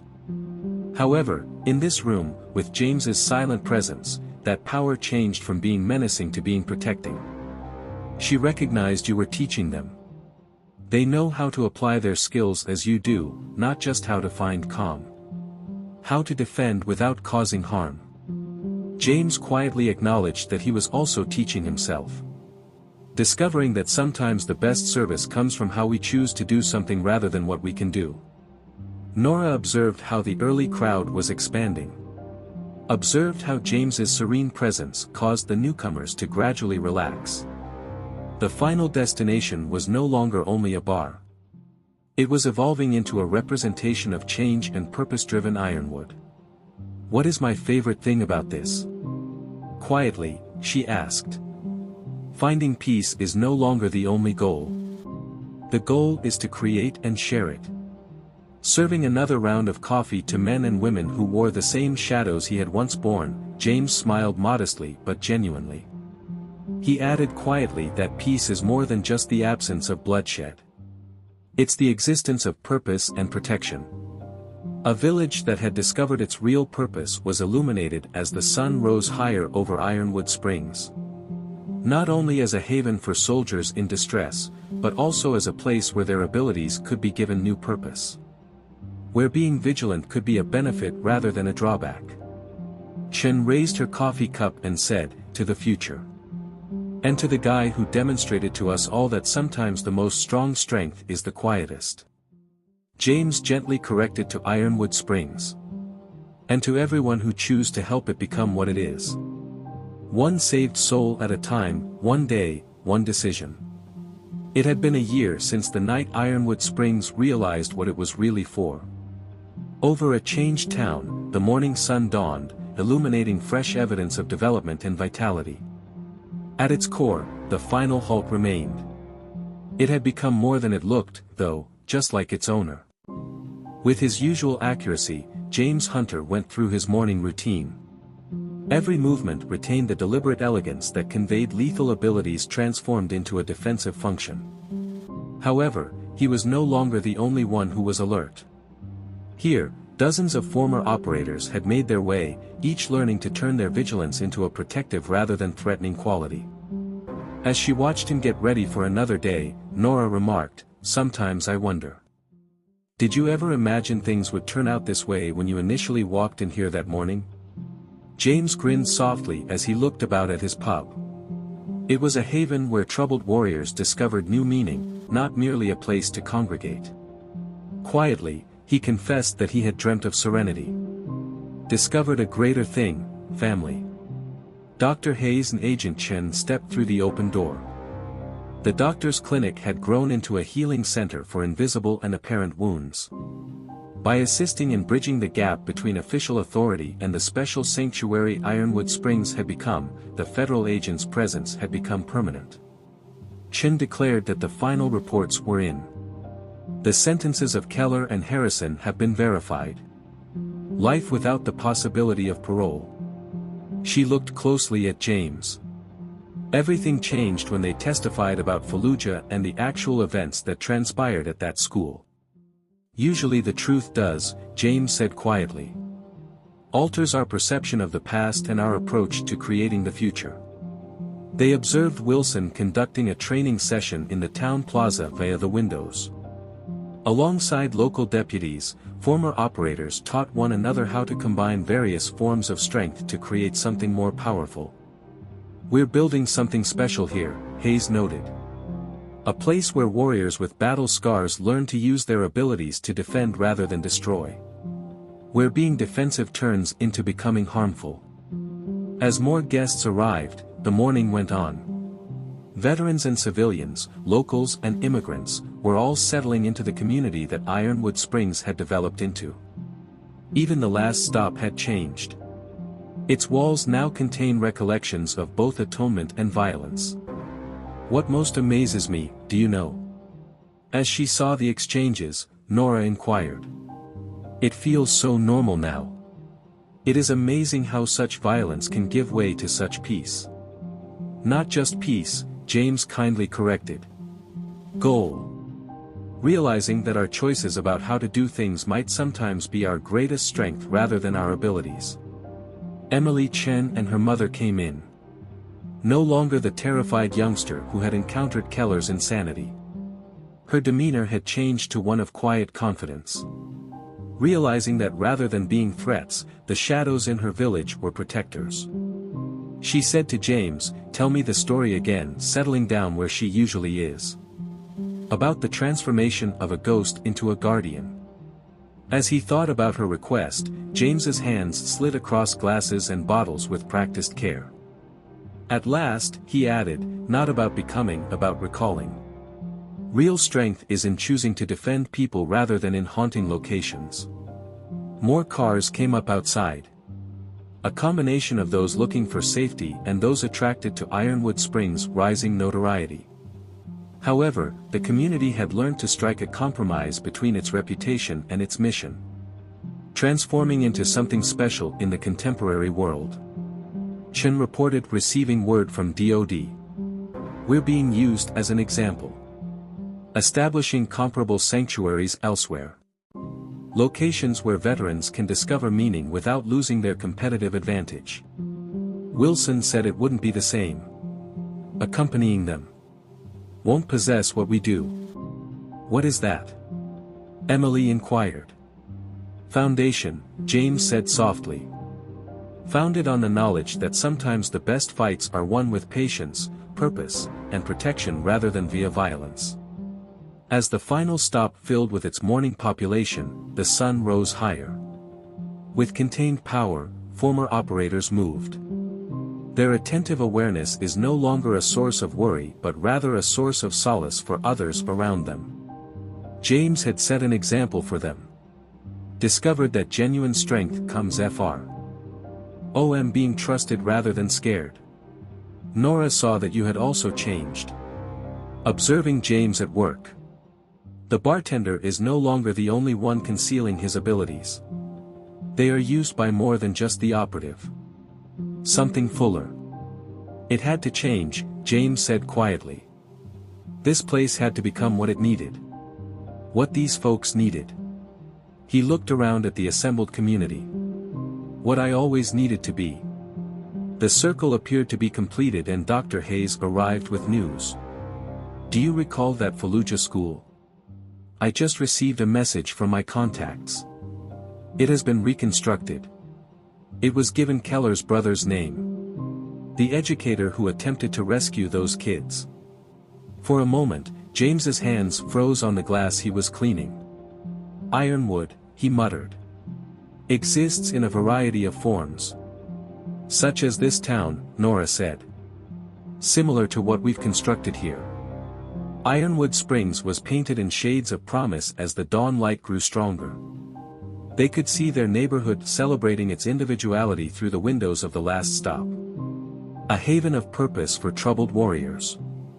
Where protection meant being vigilant. Where power was used to serve rather than to control. Chen raised her coffee cup and said, "To the future. And to the man who demonstrated to us that sometimes the most powerful message is conveyed in the most subdued way." James met Nora's eyes and gently corrected her to Ironwood Springs.